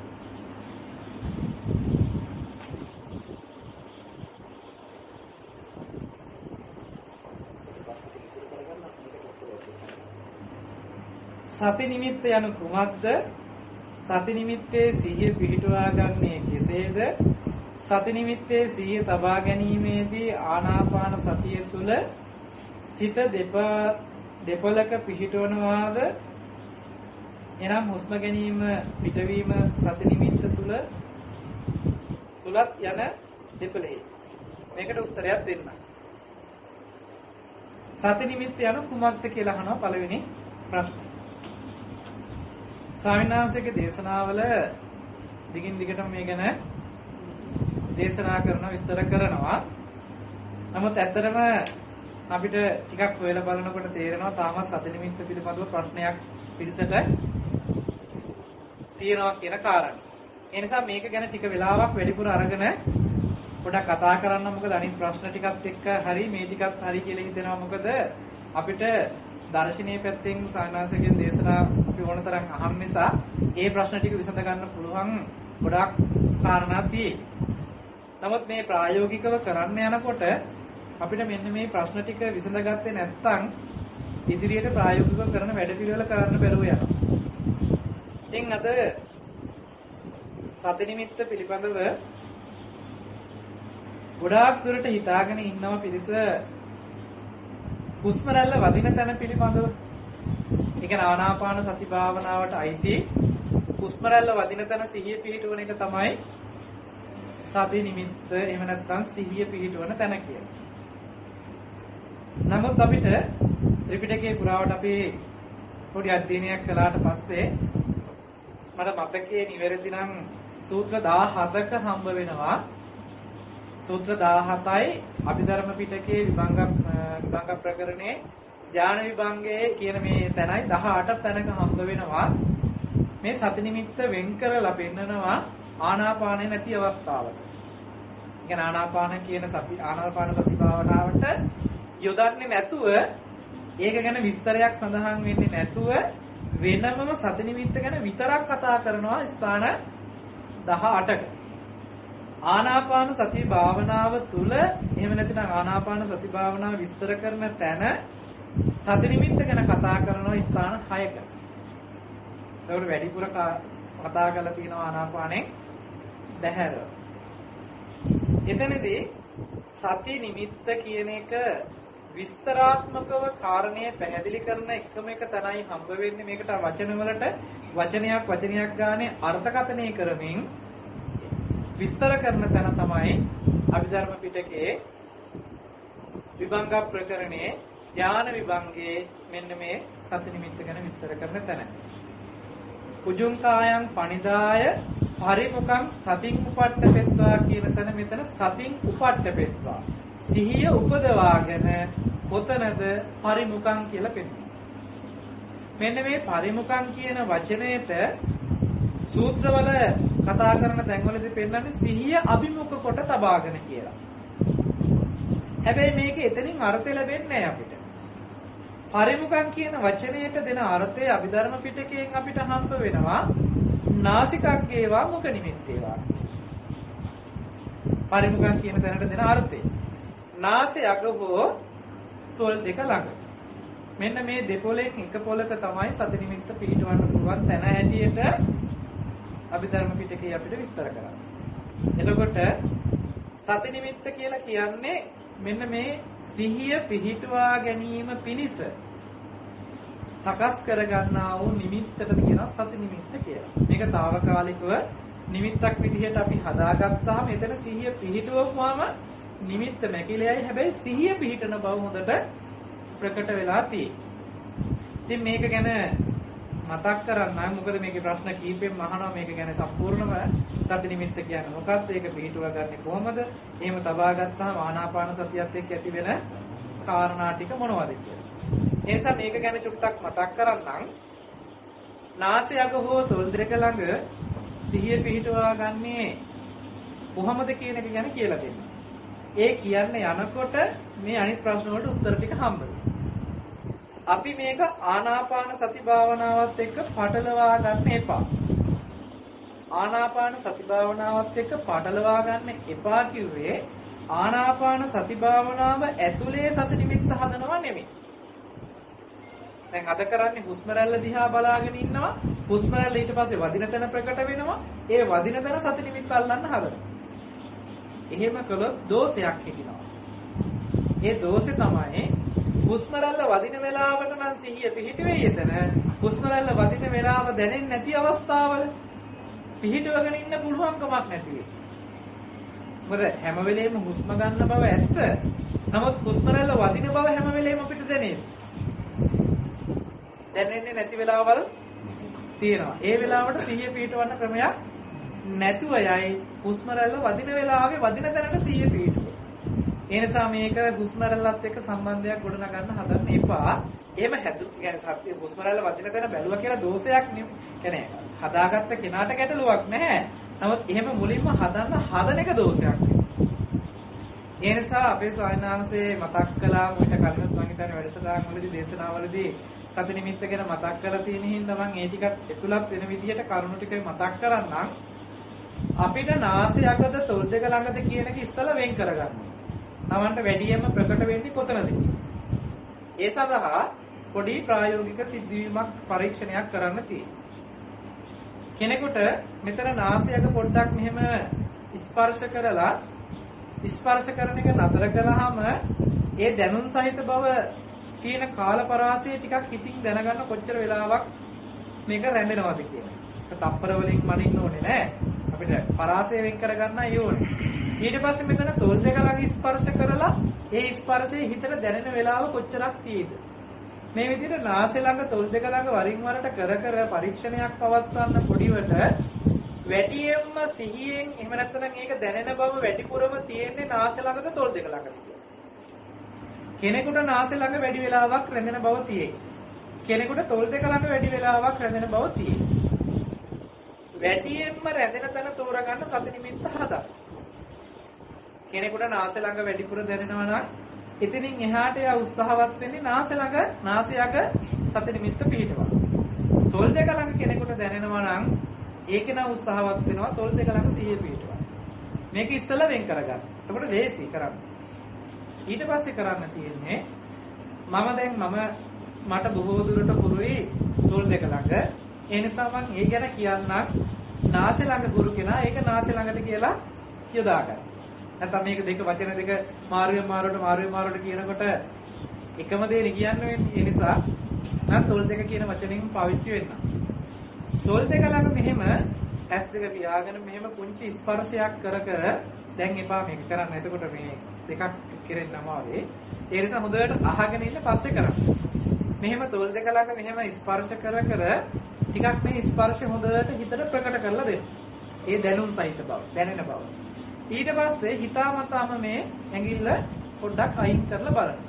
මැකෙනවනේ. මැකෙන්න ඉස්සර වෙලා ආයෙ පොඩ්ඩක් ස්පර්ශ කරලා දෙන්න. මේ විදිහට ආයෙත් අයින් කරනවා. ටික වෙලාවක් ඉන්නකොට මැකෙන්න පටන් ගන්නවා. මැකිලා ඉවර වෙනකන් ඉන්න එපා. ආපහු ස්පර්ශ කර අලුත් කර දෙනවා මේ අරමුණ. මෙහෙම කරගෙන යනකොට ටික වෙලාවක් ඉරෙනකොට ස්පර්ශ කරලා ස්පර්ශ නොකර ඉන්න කාලය ටික වැඩි වෙනවා. ඒ කියන්නේ එතන හොඳට හිත පුරු වෙන්න පටන් ගන්නවා. ඒ විදිහට ඉන්නකොට කිරි වැටිච්ච බවක් දැනේ. නලියන බවක් දැනේ. වේවුලන බවක් දැනේ. ඉදිමෙච්ච බවක් දැනේ. එල්ලිලා තියෙන බවක් දැනේ. බර ගතියක්, කද ගතියක් දැනේ. ඔය දැනෙන සියලුම සිද්ධි ටික බැහැර කරන්න. ඒ එකක් හරි අරමුණු කරලා සිහිය හොඳට එතන පිහිටවන්න හැදුවොත් දෝෂයක් හිටිනවා. ආයේ කවමදාක හරි කිරි වැටෙන්න ඕනේ එතන සිහිය පිහිටෙන්න. එහෙම නැත්නම් එතන අද වෙන්න ඕනේ සිහිය පිහිටෙන්න. ඒ කියන්නේ ඒ අතිරේක ලක්ෂණේ එන්නම ඕනේ සිහිය පිහිටවා ගන්න. ඒ නිසා ඒ අතිරේක එකම ලක්ෂණයකටවත් හිත තියන්න එපා. ආයෙත් මුලින් ඉඳන් පටන් ගන්න. එහෙම වුණොත් කිරි වැටිච්ච බවක්, නලියන බවක්, තද වෙච්ච බවක් දැනෙනවා නම් ආයෙ මුලින් ඉඳන්ම පටන් ගන්න. ආයෙත් අලුතෙන්ම පටන් ගන්න ස්පර්ශ කරලා. හැම වෙලේම ස්පර්ශ කර මේ අවස්ථාව හොඳට ප්‍රකට කරලා දෙන්න. මොකද මට කියන්න පුළුවන්කම තියෙන්නේ මේවා දෝෂයි කියන ටික විතරයි. එතකොට ඒ දෝෂ වලට අහු නොවි ඉතුරු වෙන කාරණේ තියෙනවනේ. එතන ප්‍රකට කරනකොට Tamanටම හම්බ වෙනවා හිත හොඳට මෙතන එල්ලිලා හිටිනවා වගේ. තනත මතක් කරනකොට කූඩැල්ලෙක් එල්ලුනාම ගලවන්න බැරිව ඉන්නේ එල්ලිලාම වගේ. අන්න ඒ වගේ හිත මෙතන හොඳට රැඳෙන බවක් එනවා. එතකොට මේ පරිසරයේ හොඳට දැනුම් සහිත බවකින් තියෙනවා. එහෙම කරලා හොඳට මේ පරිසරය හඳුනාගත්තට පස්සේ ඊට පස්සේ මේකට අනුග්‍රහය පිණිස කමඨහන් ඇසුරු කරන්න පුළුවන් සමත කමඨහන් ටික. හැබැයි මෙතන පරිසරය අඳුනාගන්නේ නැතුව අර පරිසරයන් වලට යන්න ගියොත් පොඩ්ඩක් මෙතනින් ලෙහිලා යන බවක් තියෙයි. ඒ නිසා පොඩ්ඩක් උත්සාහවත් වෙන්න දැන් අනිත් කමඨහන් අපි කරලා පුරුදු වෙන්නේ. ඒ නිසා පොඩ්ඩක් ඒ ටික මදකට නතර කරලා සති නිමිත්ත හදාගන්නකම් පොඩ්ඩක් ඒකම දිගින් දිගට කරන්න. හැබැයි හදාගත්තට පස්සේ අර දේ කරන්න ඕනේ. මොකද සිහිය පිහිටුවා ගැනීමට උපකාරකයක් විදියට තමයි අනිත් කමඨහන් ටික උපකාර වෙන්නේ. පැහැදිලිද? එතකොට මෙන්න මේ සිහිය පිහිටුවා ගන්න මෙතන අරමුණු කරන විදිහ ගැන කිව්වහම අපේ සානන්ත මතක් කළා අපිට අපි ඒ දවස්වල සති නිමිත්ත පුරුදු වෙන කාලේ මේක ගොඩාක් දැඩි කොට ගන්න ගියාම අපහසුකම් ගොඩාක් එනවා. බුරුල් කරලා එහෙම නැත්නම් සැහැල්ලු කරලා යන්න ගියාම හිතට විසිරෙන බවක් එනවා. ඒ නිසා මේක හරියට අර තෙත සබන් කෑල්ලක් අල්ලන්න ඕනේ කොහොමද වගේ කියලා උදාහරණයක්. තෙත ඇත්තටම තෙත් වෙච්ච සබන් කෑල්ලක් අපි කොහොමද අල්ලන්න ඕනේ කියලා දෙන්න. පෙඟිච්ච එකක් නෙමෙයි තෙත් වෙච්ච සබන් කෑල්ලක් අපි සද්ද කරලා මිරි කරලා අල්ලගත්තොත් මොකක් වෙයි? ලිස්සල යනවනේ. බුරුලට ඇල්ලුවා. ඒත් ලිස්සල යනවා. නේද? මේ හිතත් ඒ වගේමයි මෙතනට තද කරලා යොමු කරන්න හැදුවොත් හිත අහකට යනවමයි. වෙන අරමුණු වලට යනවමයි. යන්නේ කායික අපහසුකම් ඇවිල්ලා. හිතේ රදයක් හැදෙන්න පුළුවන්. කායිකව යම් අපහසුකම් දැනෙන්න පුළුවන්. ඒ ඕනවට වඩා තද කරලා මේ දේ කරන්න ගියා. ඊට පස්සේ ඕනවට වඩා මේක බුරුල් කරපුවාම හිත විසිරෙන බව වැඩි නීවරණ වලට ඉඩ දීලා තියෙනවා. එතකොට මම මේ අයට කොහොමද කියන්නේ මෙන්න මෙච්චරක් තද කරන්න. මෙච්චරකට වඩා තද කරන්න එපා. මෙච්චරක් තද කරන්න මෙච්චරකට වඩා බුරුල් කරන්න එපා. කියලා මට ප්‍රමාණය කියන්න පුළුවන් වේවි. දැන් සබන් කැලක් මේිට වැඩිය තද කරන්න එපා කියලා කියන්න පුළුවන්. අපිට කියන්න පුළුවන් මොකක්ද? සබන් කැල ලිස්සන් නැති වෙන විදිහට අල්ලගන්න කියලා. එහෙනම් මේකෙදි කියන්න වෙන්නේ හිත වෙන අරමුණු වලට බැහැර විදුවීම් වලට යන්නේ නැති මට්ටමට, කියන්නේ ලිස්සලා යන්න දෙන්නේ නැතුව මේ අරමුණේම හිත පවත්වන විදිහට හිත යොමු කරන්න. කායික අපහසුකම් දැනිලා, කයට යම් පීඩාකාරී බවක් දැනිලා හිත අහකට යනවනම් අපි කරලා තියෙන්නේ මොකද්ද? ඕනවට වඩා තද කරලා අල්ලලා තියෙනවා. එහෙම නැතුව හිත නිකම්ම විසිරලා යනවනම් අපි ඕනවට වඩා බුරුල් කරලා තියෙනවා. එහෙනම් දැන් බුරුල් තියනවද තදින් කරලා තියනවද කියන එක ගැන Taman තමයි නිර්ණය කරගන්න වෙන්නේ. එහෙමනම් ඒක හදා ඔන්න දෙපැත්තෙන් අඩු කර ගන්න වෙනවා තැනකට. ඒ තැනට ආවහම කායික අපහසුකමක් දැනෙන්නේ නැහැ. හිත විසිරෙන්නේ නැති තැනකට යන්න ගේන්න පුළුවන්. එතෙන්ට ගත්තාම තමයි සති නිමිත්තේ පිහිටන්න පුළුවන්කම එන්නේ. ඉතින් ඕක තමයි ටිකක් අමාරු කාර්යයකට තියෙන්නේ. මොකද අපේ හිතේ විතරක ප්‍රමාණය වැඩි වෙන නිසා. ඉතින් ඒක කරගෙන යනකොට එන ගැටලු වෙනම සාකච්ඡා කළ යුතුයි. ඒක පොදුවේ මෙහෙම කියන්න බැරි වෙයි මොකද ඊට පස්සේ ඒ තොරතුරු බලාපොරොත්තුෙන් වාඩි වෙනවා.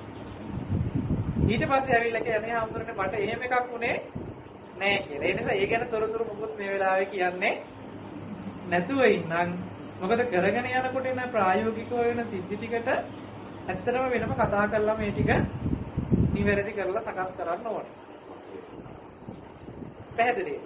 ඉතින් ඔන්න ওই විදිහට කරන්න ඕනේ. මේක තව දුරටත් ඔබට තේරෙන්න මම කියලා දෙන්නම්. අපි කියමුකෝ අපි බුදුන් වදින වෙලාව වෙනකොට ගාථා ටික හොඳට කියන්න පුළුවන්නේ. ගාථා ටික හොඳට කියාගෙන ගියාට හිත ඇතුලෙන් වෙන වෙන දේවල් සිහි කරන්න පුළුවන්කමක් එනව නේද? පුළුවන් එහෙම දැනෙලා ඇතිනේ. මෙහින් ගාථා ටික වරදින්න නැතුවම කියනවා. හැබැයි හිත ඇතුලේ වෙන දේවල් සිහි කරන්න පුළුවන්කම තියෙනවා. මේ මොකද්ද මේ උනේ? මේ උනේ අපේ හිතට පුරුදු කරපු දෙයක් තියෙනවා නම් පුරුදු කරපෙකට ඉඩ දීලා හිත ඇතුලේ විතරක වලට ඉඩ ඇරලා තියනවා කියන කාරණා. හරිද?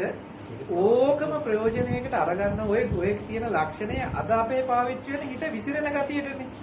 නොසන්සුන් වෙච්ච මානසික මට්ටමක ලක්ෂණයකටයි අද ඔක පාවිච්චිලා තියෙන අපේ. ඔය ලක්ෂණේ තියෙන්නේ ඒක. ඒ කියන්නේ වික්ෂිප්ත මනසක් ඔය තියෙන්නේ. විසිරලා තියෙන්නේ. ඔය ගතියම අපි අනිත් පැත්තට හරව ගත්තොත් ඔන්න මේ වැඩේ කරගන්න පුළුවන්. මොකද්ද කරන්නේ? හිතට අරමුණු ගන්න එක සහ ඒ ගත් අරමුණට යෙදෙන්න දීලා තව අරමුණකට පනින්න පුළුවන් ඉඩක් හදලා තියෙනව නේද හිතේ? මේ චෛතසිකවල ලක්ෂණයක්.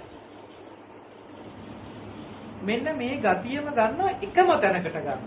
අපි කියමුකෝ මෙහෙම මම ඒක උදාහරණයකින් කියන්නම්. මෙහෙම බලනවා පාත්‍රයේම අරමුණු කරනවා.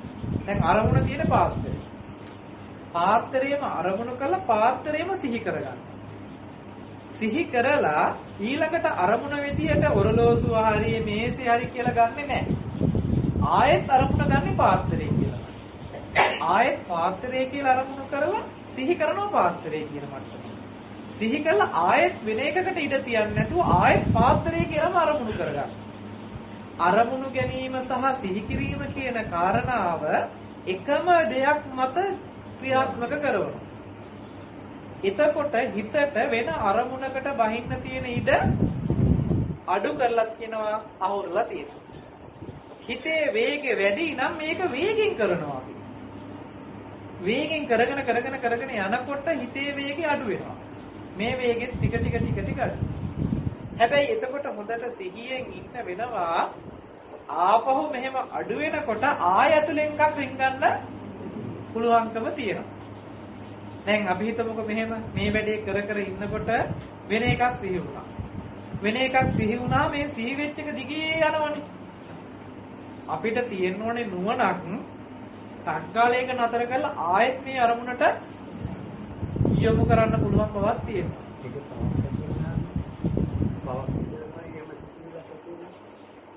පාපයක් සිද්ධ වෙනවද කියන එක පිළිබඳව තියෙන සිහියෙන් නැති හැම වෙලාවකම ඉන්නේ කුසලයක නෙමෙයි කියලා කිව්වොත් හරි. ඒ කියන්නේ මොකද සති චෛතසිකයේ සෝමන චෛතසිකය.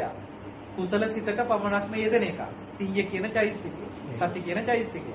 ඉතින් ඒක නැති අවස්ථාවල අකුසලයේ පැත්තට පර වෙලා තියෙන්නේ. එතකොට අපි ඉන්නේම අකුසලයේද කියලා අහන්න ප්‍රශ්නයක් ඉතුරු වෙයි. මේ සිහිය සහ නුවණින් නොතිබෙන හැම වෙලාවකම අපේ මනස වැඩ කරලා තියෙන අකුසල පැත්තට බරවයි. බරව චේතනා පහළ වුණොත් අකුසලයක් සිද්ධ වෙන්න සම්පූර්ණ ඉඩකඩ තියෙනවා. චේතනා පහළ වෙනකොට ඒක මඩ පොවත් ගන්න. ඒකට තියෙන උපක්‍රමය තමයි සති. මේ සති නිමිත්ත ඉච්ඡරකට වැඩක් අපිට උපකාරකයක් කරනවා. අපේ හිත කොයිම වෙලාවකවත් අකුසල පැත්තට ගහගෙන යන්න තියෙන ඉඩ සම්පූර්ණයෙන්ම නතර කරලා දෙනවා මේ සති නිමිත්තක් තුළ හිටියා. මොකද මේ තුල ඇත්තටම ලෝකයේ පැත්තට ගහගෙන යන්න තියෙන ඉඩ සම්පූර්ණ අහුර වෙනවා. ඒ කියන්නේ හිත හැම වෙලෙම ආයතන හරහා එළියට බහැලානේ අද ජීවත් වෙන්නේ අපි. එහෙන් ඇතුලේ අපේ මානසික මට්ටම කියන්නේ මන ආයතනයේ තුල මේ ක්‍රියාත්මක වෙන සිදුවීම කෙලෙසයක් එක්ක ගනුදෙනුවක් වෙනකොට හැම වෙලෙම අරමුණෙන් විඥානය බහැලා තියෙනවා විඥාණයට පිහිටන්න තැනක් හදලා තියෙනවා මේ බහැර. ඒ කියන්නේ අපේ හිත හැම වෙලෙම පිහිටා හිටන තැන විදිහට හදාගෙන තියෙනවාද එළියට බහැලා. මේකෙන් අදහස මේ විනාර්ථයක් ගන්න එපා. ඒ කියන්නේ විඥාන මේ ඇතුලේ නෙමෙයි මේ එළියේ තියෙන්නේ කියලා අදහස ඒව නෙමෙයි මේ කියන්නේ. හැම වෙලෙම අරමුණු කරලා තියෙන්නේ මේ එළිය පැත්තට. දැන් අපි හිතන්නකෝ ගහ කියන එක හිතන එකක්ද එහෙම නැතිනම් ඇහැට පේන එකක්ද? ඇහැට කවදාවත් ගහක් පෙනිලා නැහැ කිව්වොත් පිළිගනින්ද අපේ මට්ටමේ? අපේ මට්ටමෙන් පිළිගන්න බැරි වෙයි. ඇයි අපිට හිතෙන්නෙම ගහ තියෙන්නේ මේ එළියේ තියෙන ගහ තමයි අපිට මේ පේන්නේ කියලා. ඇත්තටම වෙලා තියෙන්නේ පේන එකට ගහ කියලා හිතපු එකයි. ගහක් මෙහෙ තියෙනවා ඒ හින්දා මට ගහක් පේනවා කියලා නේ. අපේ මට්ටමේ කෙලෙසට අද හිතෙන්නේ. ඇත්තටම මෙහෙ තියෙන රූපයකට ගහක් කියලා මෙහෙ හිතපු එකමයි කරලා තියෙන්නේ. මේක තේරෙනවද මෙහෙම කියනකොට?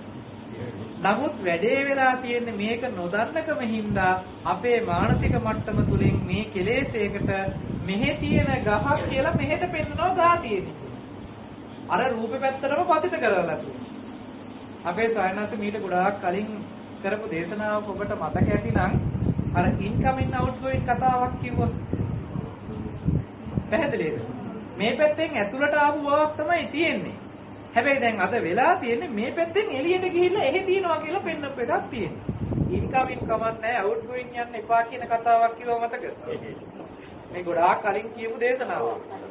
නමුත් මේකේද මේ කියන කාරණේ අන්තර්ගතයි. ඇත්තටම ධනසේ දත් ඒ කාරණේ විදිහටම පෙන්වනවා.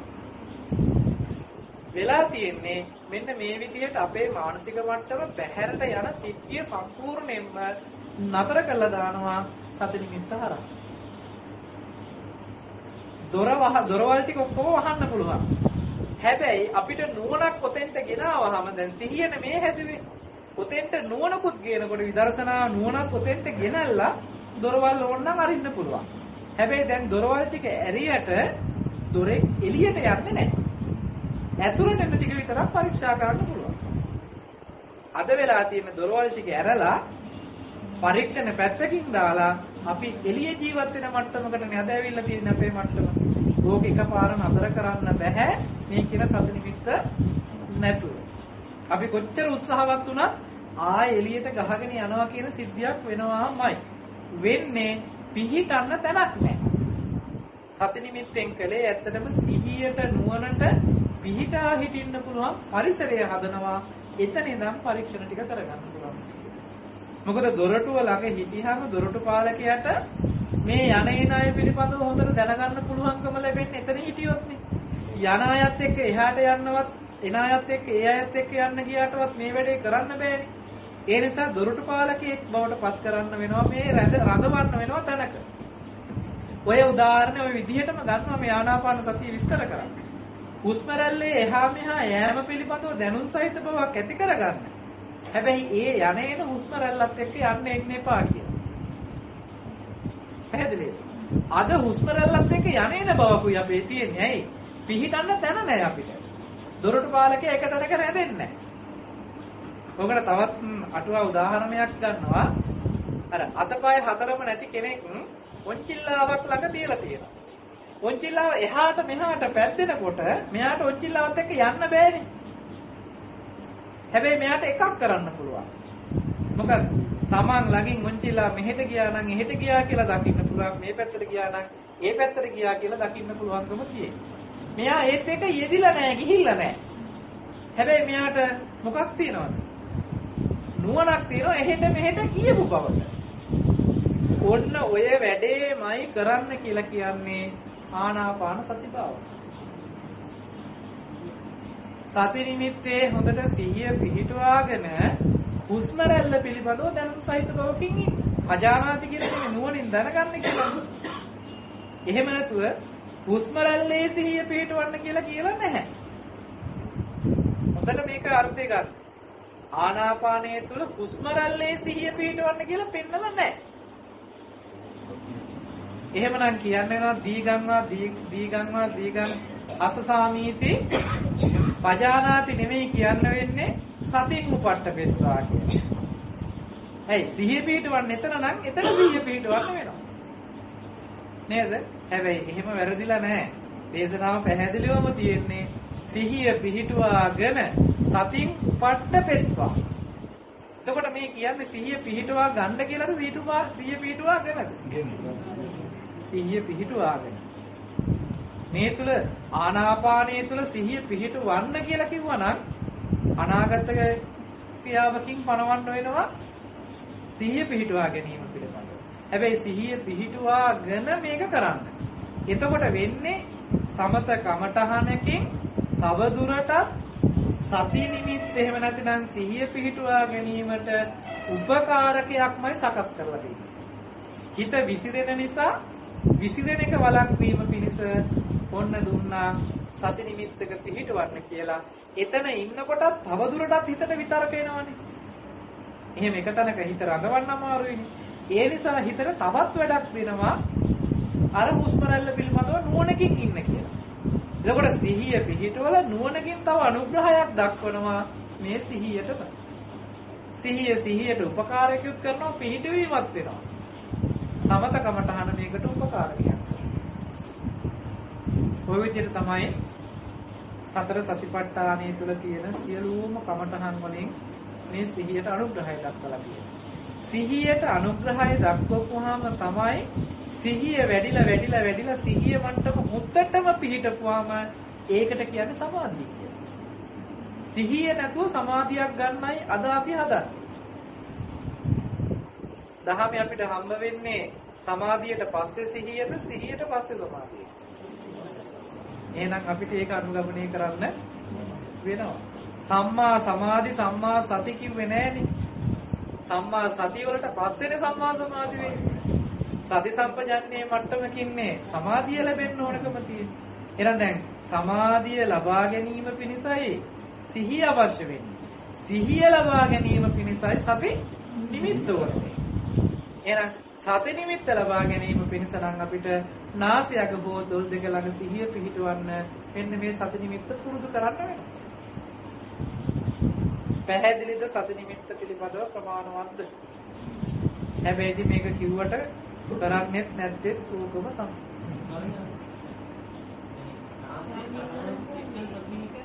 සතහනක් ගන්න එපා. ස්පර්ශය විතරක් ප්‍රකට කරගන්න. මොකද ඒක චිත්ත රූපයක් විදිහට අපේ හිතේ නැවෙයි. නමුත් ඒක අරමුණු කරන්නේ නැතුව අර ස්පර්ශ මට්ටමම මුත්තට හිතෙන් අරමුණු කරලා ගන්න. මොකද දෝෂ හිතින්න පුළුවන් එහෙම වුණොත් මොකද නාසය සම්පූර්ණ චිත්ත රූපයක් විදිහට ගත්තාම ඕකට එක එක රූප වෙවිලා පේන්න පුළුවන්. කියන්නේ අපි කරපු නිසා ගන්න හින්දාමයි කියන්නේ නාසය තියෙන්න පුළුවන් එක එක රූප ඕකට මැවෙන්න පුළුවන්.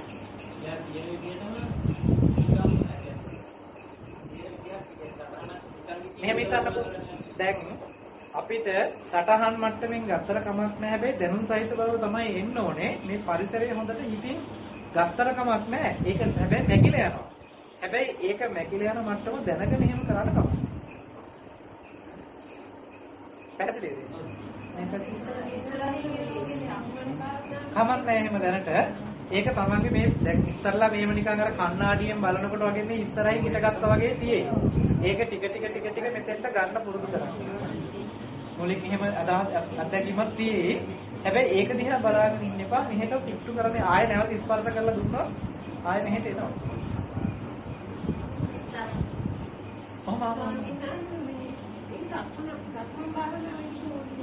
සක්මන් භාවනා විදිහට කරන්න පුළුවන්. ඉඳගෙන ඉන්නකොට පුළුවන්.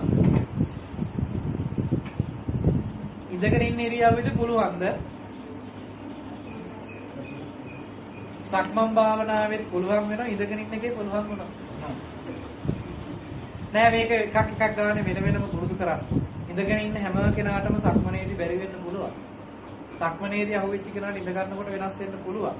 ඒ මොකද තාම මේකට දක්ෂ නැතිකමයි කියන්නේ. මොකද හිතේ විතරක වැඩි තව. වැඩි අපිට වෙලා තියෙන්නේ තව මම එක දෝෂයක් දකින්නවා. අපි භාවනාව ඉවර කරලා නැගිටින්න හදනවා නේද?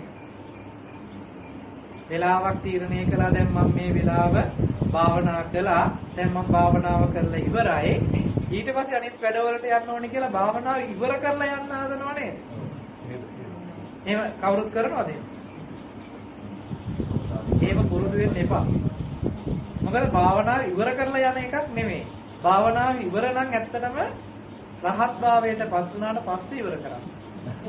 රහත් වෙනකම්ම භාවනාවෙන් ප්‍රහීන කළ යුතු දේ තාමත් ඉතුරු වෙලා තියෙයි. භාවනාවෙන් ප්‍රහීන කළ යුතු දේ ඉවර වෙච්ච දවසට තමයි රහත් වුණා කියලා කියන්නේ. එහෙනම් භාවනාව ඉවර කරන්න තියෙන එදාට. ඉතින් ඒ වෙනකන් අපිට ඉවර කරන්න බෑ, ඉවර කරන්න නැහැ. තාත්තලා භාවනා කරන්න පුළුවන්. දීප තමසු වේදනේ සඳහා කරන්න තියෙයි. නමුත් කෙලෙස් ප්‍රහීන කරන්න දෙයක් ඉතුරු වෙලා නැහැනේ. පැහැදිලිද? නමුත් අපි ඇත්තටම පුරුදු වෙලා තියෙනවා මේ ඉඳගෙන පැයක් හරි දෙකක් හරි ඉඳලා ඊට පස්සේ නැගිටින්නේ 100න් නෙමෙයි. නෑ නැගිටින එකට 100න්ම කරන්න. වැඩ කටයුතු කරන එකට 100න්ම කරන්න. 100 මැකිලා යන වෙලාවක් එයි. ඒ වෙලාවේදී 100න් ඉන්න උත්සාහවත් වෙන්න. බැරි වෙයි. හැබැයි ඒක උත්සාහවත් වෙනවා නම් අපි තවදුරටත් උත්සාහවත් වෙවි පවතිනකොට දවස පුරාවට 100න් ඉන්නවා කියන සිද්ධියක් වෙලා තියෙනවා. අමුතුවෙන් මේ ඇස් දෙක පියාගෙන ඉඳගෙන වැඩපොළ වලින් මිදිලා භාවනා කරනවා කියන කාරණාව විතරක්ම නෙමෙයි අපේ ජීවිතය කියන්නේ. එහෙනම් ජීවිතයයි භාවනාවයි දෙකක් වෙලානේ අද අපිට.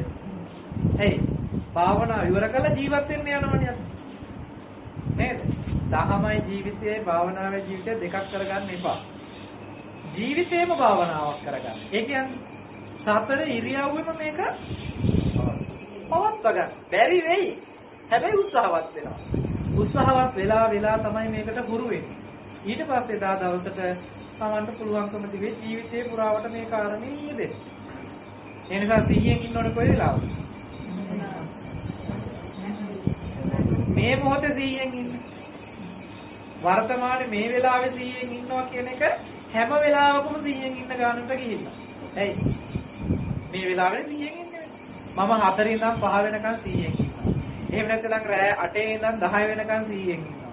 පාන්දර 3 ඉඳන් 4 වෙනකන් 100න් ඉන්නවා. එහෙම එකක් ජීවිතේ පනව ගන්න එපා.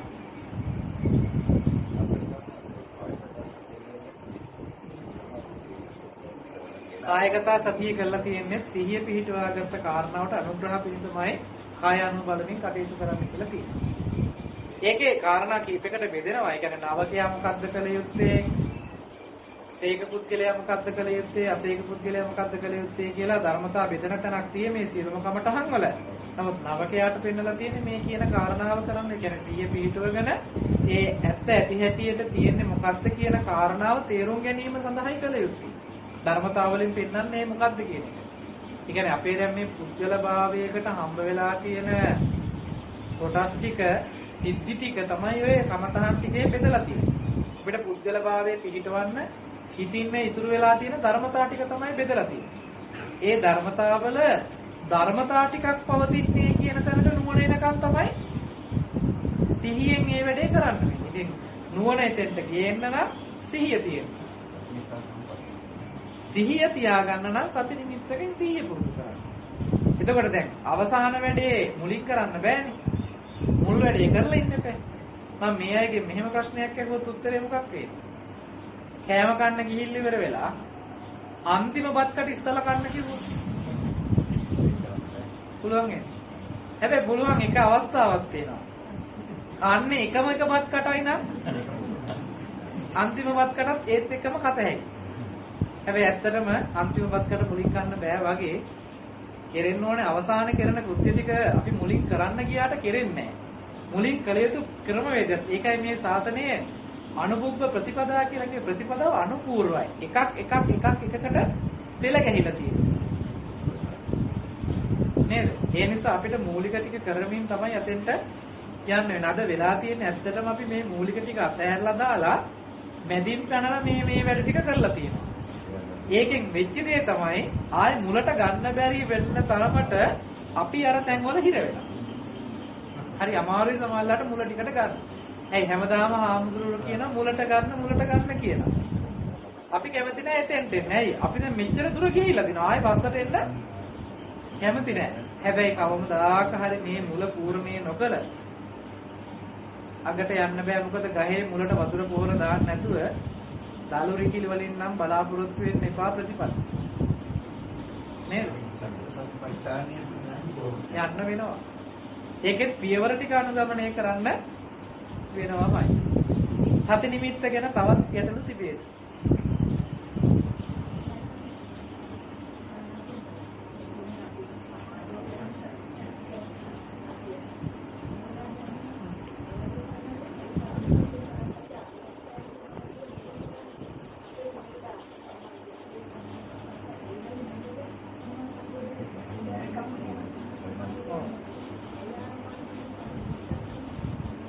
හරි මම විස්තර කරලා දෙන්නම්. අහන්නේ ප්‍රශ්නේ තමයි ආර්ය අෂ්ටාංගික මාර්ගයේ සම්මා දිට්ඨියනේ පටන් ගන්නෙ. එතකොට සම්මා සතිය තියෙන්නේ සමාධියට කලින් කියන අවසානම කාරණා ටිකේදීනේ. එතකොට ඇයි අපි මුලින් පටන් ගන්න නැතුව අතෙන්ට යන්නේ කියන කාරණාව තමයි ප්‍රශ්නෙට තියෙන්නේ.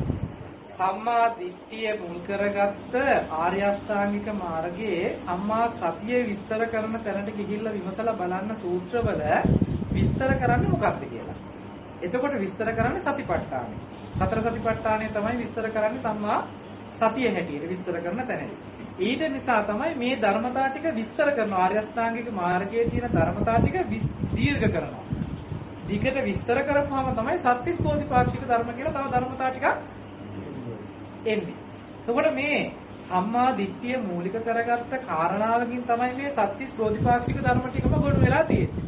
මොකද ඒ හැම එකක්ම උපකාර කරන්නේ සම්මා දිට්ඨියට. මොකද සම්මා දිට්ඨිය කියලා කියන්නේ මේ ශාසනයේ දර්ශනය. ප්‍රඥා කොටසට අයිති කොටසනේ. එතකොට දුක්ඛේ ඥානං, දුක්ඛ සමුදය ඥානං, දුක්ඛ නිරෝධේ ඥානං, දුක්ඛ නිරෝධ ගාමිනී පටිපදා ඥානං කියලා මේ චතුරාර්ය සත්‍ය දර්ශනීය පිළිබඳව ඉගැන්වීම තමයි සම්මා දිට්ඨිය හරහා අපිට හම්බ වෙන්නේ. එතකොට මේ වැඩේ කරන්න යන්නේ ඒ ටික අහලා දැනගත්ත කෙනා. එතකොට සම්මා දිට්ඨිය මූලික කරගෙන තමයි මේ ටික අහලා දැනගත්ත කෙනාගේ මට්ටම. හැබැයි තාම මේ කෙනාට අහලා දැනගත්ත මිසක් තාම සාක්ෂාත් වෙලා නැහැ. ඒ සඳහා අනුගමනය කළ යුතු වැඩපිළිවෙල තමයි සීල සමාධි කියන තැනකින් ප්‍රතිපදාව පටන් ගන්නෙ. සීල සමාධියෙන් ප්‍රඥාවට එන්න කියලා. ප්‍රතිපදාව ප්‍රඥා සීල සමාධි නෙවෙයිනේ. ප්‍රතිපදාව සීල සමාධි ප්‍රඥානේ. එතකොට සීලයෙන් ඉඳලා තමයි මේ කියන සමාධි මට්ටමකින් තමයි යන්න තියෙන්නේ. එතකොට දැන් සිල් රකින්නේ මොකටද මෙයා? සමාධිය ඇති කරගන්නේ මොකටද මෙයා කියන එකට උත්තරයක් හම්බෙලා තියෙනවා.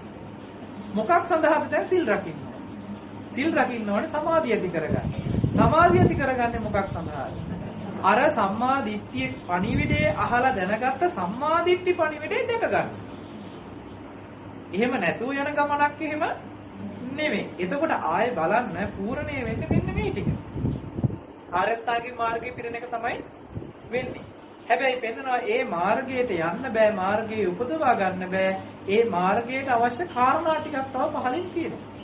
ඒ ටික තමයි සීල සමාධි ප්‍රඥා කියන ප්‍රතිපදාවේ පූර්ණේ කරන්න ඕනේ. ඒකට කල යුතු ටිකක් තියෙනවා. දැන් සීලේ පූර්ණේ කරගන්න නම් සීලයට අදාළ අංග ටික රකින්න. ඒ ටික ආර්ය අෂ්ටාංගික මාර්ගයේ සම්මා වාචා, සම්මා කම්මන්ත, සම්මා ආජීව කියන වචන, ඒ කියන්නේ කාරණා ධර්මතා තුනකින් කතා කළාට සීලයේ ප්‍රභේද වෙනවා මහ විශාල ප්‍රභේදයකට. ඉන්ද්‍රිය සංවර සීලයට, එහෙම නැත්නම් ප්‍රාතිමෝක්ෂ සංවර සීලයට, ඉන්ද්‍රිය සංවර සීලයට, ආජීව පාරිශුද්ධ සීලයට, ප්‍රත්‍යසන්නිත සීලයට කියලා සතර සංවර සීලයක් හරහා සීලය ගොඩනගනවා. ඒ ගොඩනගන සීලයට සාපේක්ෂව තමයි සමාධියක් ගොඩනැගෙන්නේ. එතකොට සමාධියෙන් තියෙනවා සමාධිය ගොඩනගන්න මොනවද කළ යුත්තේ කියලා. වායාම සති සමාධි. වායාමයෙන් සතියකින් තමයි සමාධිය කියන්නේ. එතකොට සිහිය පිහිටුවගෙන වෑයම් කිරීමෙන් සිහියද වැඩි වෙලා සිහියේ උපරිම මට්ටමට ආවම තමයි සමාධි මට්ටම ලැබෙන්නේ. එතකොට සිහියෙන් ඉඳගෙන මේ වැඩ ටික කිරීමේ පහසුව තමයි සීලෙන් කරලා දෙන්නේ. සීලයෙන් ඒ ටික කරලා දීලා සමාධියකින් හිත එක්තෙන් කරලා නුවණක් ලැබෙනවා. අපි අහලා දැනගත්ත දර්ශනය තුළ ඇත්ත දකින්න නුවණක්. එතකොට තමයි ඇත්ත මෙන්න මෙහෙම ඇත්තක් ලෝකේ තියෙනවා කියලා. ඒකයි සම්මා ඥානයක් හම්බ වෙන්නේ. සම්මා විමුක්ති ඥාන දර්ශනයක් පාලේ. එතකොට තමයි දසාංගේ සමන්නාගතෝ අරහති කියලා පෙන්වන්නේ. රහතන් වහන්සේ නමක් බවට පත් වෙන්නේ එතකොටයි. එහෙම නැතුව මේ කියන කාරණාව අපිට මැදින් පටන් ගත්ත කියලා හිතේ සම්මාදිට්ඨියෙන් පටන් අරගෙන තියෙන ආර්ය අෂ්ටාංග මාර්ගය අපි මේ සතියෙන් නේද එහෙනම් පටන් ගන්න හාමුදුරුවෝ මේ කියන්නේ කියලා නෑ. අපිට එන්න වෙනවා ප්‍රතිපදාව පූර්ණේ කරන්න. මාර්ගය අර විදියට පෙන්නලා තිබුණට මේ මාර්ගයෙන් පූර්ණේ කරන්න සම්මාදිට්ඨිය. සම්මාදිට්ඨියෙන් පූර්ණේ වුණාම සම්මාදිට්ඨිය විසින් ඉතිරි ගමන ආරයි. ඒකයි මේ සතිපට්ඨානය ප්‍රතිපදාව නෙමෙයි ප්‍රතිපදාවකට තියෙන පූර්ව භාග ප්‍රතිපදාවක් කියලා දුන්නා. මේකෙන් ප්‍රතිපදාව උපදවා ගන්නවා. උපදවා ගත්තා මෙතන ඉඳන් ප්‍රතිපදාව වඩන්න පුළුවන්කමක් තියෙනවා. මම මේක ටිකක් සාරාංශ කරලා තේරෙන විදිහට මෙහෙම කාරණයක් කියලා දෙන්න. දැන් අද සිල් රකින්නේයි කියනකො මේක ටිකක් ආందోලනාත්මක වෙයි මේ අදහස කියනකොට එහෙනම් ටිකක් අහගන්න තර්කයක් තියෙනවා නම් කතා කළාට කමන්නේ. සාකච්ඡාවක් කරමු. අපි අද සිල් රකින්නේයි කියලා අහුවා. නිවන් දකින්න කියන උත්තරේ කියයි. සිල් රැක්කට නිවන් දකින්න පුළුවන්. එහෙනම් සිල් රකින්න නැතුව නිවන් දකින්න පුළුවන්. මේ හරි උත්තරයක් නෙමෙයි. එහෙනම් අපි සිල් රකින්නේ ඇයිද? ඇත්තට මේ සඳහා. නෑ වචනේ හරි උත්තරේ හරි. ඇත්තට මේ සඳහාද කියලා බලන්න මම පොඩි නිකන් කතාවක් අපි කතා කරලා බලමු. සත්තු මරීමෙන් වළකින්නේ අපි ඒ සතා ජීවත් වීමේ අයිතියක් තියෙන සතාට මේ ලෝකෙත් ඒ සතා ජීවත් වෙන්නේ. එහෙම නැත්නම් සත්තු මරුවොත් මොකද වෙන්නේ? පාපයක් සිද්ධ වෙනවා, අපාය යන්න වෙනවා. ඒ නිසා ඒ සත්තුන්ගේ අයිතිය රකින්න ඕන, සත්තු ජීවත් වෙන්න ඕන නිසා අපි සතා නොමැරිය යුතුයි. හරි නේද? ඊළඟට හොරකම් නොකර ඉන්නේ. අනුන්ගේ දේපල වස්තුව ගත්තාම අපිට පව් සිද්ධ වෙනවා, අපිට අපාය යන්න වෙනවා. අනුන්ගේ දේපල වස්තු අපි පරිස්සම් කරලා දිය යුතුයි.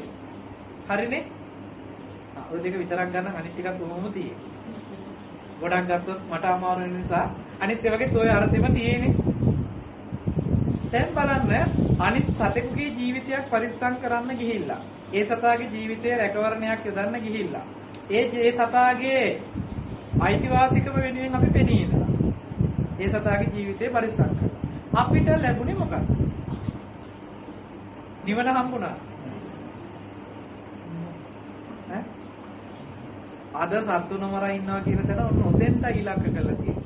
මේ පැත්ත පරිස්සම් කරන්න ඕනේ නෑ. සතා පරිස්සම් වුණාම ඇති. එහෙනම් අපේ ඉලක්කය මොකද්ද? සතා පරිස්සම් කරන එකනේ. මේ පැත්ත පරිස්සම් වෙන්න ඕනේ නෑ. අනුන්ගේ දේපල පරිස්සම් වුණාම ඇති. මොකද අපේ ඉලක්කය තියෙන අනුන්ගේ දේපල පරිස්සම් කරන එකනේ. ඔන්න ඔය කියන තැනට අද ඇවිල්ලා ඒක වෙයි. ඒක වෙන එකක්. එහෙම වෙනවා. මොකක් වුණාමද? සත්තු නොමර හිටියාම. හොරකම් කරන්නේ නැතුව හිටියාම ඒක වෙන එකක්. එහෙම වෙන සිද්ධියක් ඒක. එහෙම ධර්මතාවයක් වෙනවා. අපි හැබැයි ඒ වෙනුවෙන් සිල් රකින්න ඕනේ. හැබැයි අද වෙලා තියෙන ඒ වෙනුවෙන් සිල් රකින්න. අපි මේ කය වචන දෙක සංවර කරන්නේ මොකකටද? ඈ? අපේ හිතට අසංවරව හැසිරෙන්න තියෙන්නේ කය සහ වචනය කියන ওই භූමි දෙක හරහා. කෙනෙක් කයෙන් කිසිම වැඩක් නොකර වචනයක්වත් කතා නොකර හිටියොත් අපි ඒ කෙනාට කියන්න පුළුවන්ද මේ කෙනා මෙහෙම කෙනෙක් කියලා? පුළුවන් නේද? අපි කියනෝ නේද අර මිනිස්සයා හොඳ මිනිස්සෙක්, අර මිනිස්සයා නරක මිනිස්සෙක්. සම්මතය අපි ගත්තාම හොඳ මිනිස්සෙක් නරක මිනිස්සෙක් කියලා අපි කතා කරන්නේ මොකක් දිහා බලලාද? කයේ වචනේ අසංවර බවක් අපි දකිනවා නම් අපි කියන මේ මිනිස්සයා මොන මිනිස්සෙක්ද? එතන හොඳ මිනිස්සෙක් නෙවෙයි කියලා කතා කරනවා. කය වචන දෙක සංවර වෙච්ච මිනිස්සෙක් නම් අපි කියනවා හොඳ මිනිස්සෙක් කියලා. නේද? තාම අපි දන්නේ හිතේ හැටි. හැබැයි උනට පෙනුමෙන් අපිට කියනවා බොහොම හොඳ ගුණයහපත් කෙනෙක්. එහෙම නැත්නම් බොහොම නරක දරුණු කෙනෙක්. එහෙනම් මේ හිතේ ස්වභාවයේ කය වචන දෙක හරහා එළියට එන එකෙන් නේද අපිට මිනුම් දණ්ඩක් වෙලා තියෙන්නේ. කාගේවත් එකක් මනින්න නෙමෙයි. තමන්ගේ මට්ටම මනින්න පුළුවන් වෙලා තියෙන්නේ තෝක හරහාමයි. එහෙනම් මේ හිතේ තියෙන අසංවරකම අපිට එළියට පේන්නේ කයෙන් වචනයෙන් තමයි. එහෙනම් දැන් කය වචන දෙකේ සංවරයට නම් ප්‍රාතිමෝක්ඛ සීලයෙන් පනවලා තියෙන සියලුම ශික්ෂාපද ටික තියෙන්නේ. කය වචන දෙකේ සංවරයක් තමයි. එතකොට කය වචන දෙක සංවර කරන්නේ මොකක් සඳහාද? මේ හිත සංවර කරන්නනේ. මේ පැත්තට මොන දේ වුණත් කමන්නේ අපි සත්තු පරිස්සම් කරමු. මේ පැත්තට මොන දේ වුණත් කමන්නේ අපි අනුන්ගේ වස්තුව පරිස්සම් කරමු. ඔය තනින් සිල් රැක්කොත් මේ සාසනයේ සිල් නෙමෙයි ඈ. පැහැදිලිද මේ කියන කාරණේ? හැබැයි මේ පැත්ත පරිස්සම් කිරීම සඳහා කය වචන දෙකම සංවර කළොත් අර ටික ඉබේම පරිස්සම් වෙන්නේ නැද්ද? එහෙනම් ඒක වෙයි. ඒක වෙන සිද්ධියක්. හැබැයි කරන්න තියෙන්නේ මොකක්ද අපිට? මෙන්න මේ හිත හදන වැඩපිළිවෙලකට යන්නනේ දැන් අපි සිල් රකින්න ඕනේ කියලා මතක් කළේ. එහෙනම් හිත හදන වැඩපිළිවෙලකට යන විදිහට සිල් ටික රැකෙන්න ඕනේ. පැහැදිලිද? ඒකට එකපාර බැරි හින්දා තමයි හිත බැහැරට ගහගෙන යන එක බලෙන් අල්ල ගන්නවා අපි. මැරීමේ චේතනාව පහළ වෙයි. හැබැයි මරන්න නැතුව නතර කරනවා. හොරකම් කිරීමේ චේතනාව පහළ වෙයි. හැබැයි හොරකම් කරන්න නැතුව නතර කරනවා. අන්න සීලයෙන් අපිට යම් රැකවරණයක් හදලා තියෙනවා. මෙහෙම රැකවරණයක් දීලා හිත ඔන්න යම් මට්ටමකට ගෙනාවා කියන්න. දැන් කයෙන් වචනයෙන් වැරදි වෙන්නේ නැති මට්ටමටම දැන් හිත හොඳයි. ශක්තිමත්. යන්නේ නැහැ එළියට බහින්න තියෙන ඉඩ ඇවරුවා. ආයෙ බහින්න තැනක් හොයා ගන්නවා. ඒක තමයි ඇහෙන් එළියට බහිනවා, කනෙන් එළියට බහිනවා, නායෙන්, දිවෙන්, ශරීරයෙන් එළියට බහිනවා. ওই ටික සංවර කරන්න තමයි ඉන්ද්‍රිය සංවර සීලයක්. ප්‍රාතිමෝක්ෂ සංවර සීලයෙන් ඉන්ද්‍රිය සංවරයකට යනවා. දැන් තවදුරටත් හිත මොකද කරන්නේ? සංවර කරනවා ඉන්ද්‍රිය සංවරයක් කරනවා. ඉන්ද්‍රිය සංවරයක් කරා තවදුරටත් හිත සංවර කරනකොට තව අපිට මේකෙන් දැන් මේ හදාගෙන යනකොට ප්‍රතිඵල ස්ටේජ් එකකම ලැබෙන්න ඕන. හිත මෙහෙම සංවර වේගන යනකොට සීලයේ පැත්තෙන් හැදෙනකොට සමාධිය හැදෙන්න ඕන සීලෙත් එක්ක. යම් මට්ටමකට සීලයෙන් සංවර වෙනකොට සමාධියේ මට්ටමට තියෙනවා. කාය වචන දෙකේ සංවර වෙනකොට හිත සංවර වෙනවා කියන්නේ ඒ මට්ටමට හිත එකඟ වෙලා නැද්ද? ඒකඟ වෙලා. ඉන්ද්‍රියන් හරහා හිත සංවර කරනකොට ඒ මට්ටමේ හැටියට හිත එකඟ වෙලා නැද්ද? දැන් අපිට භාවනා කරන්න ගිහිල්ලා කරන්න වෙලා තියෙන හිතේ ගනුදෙනු වඳුන ගන්නද?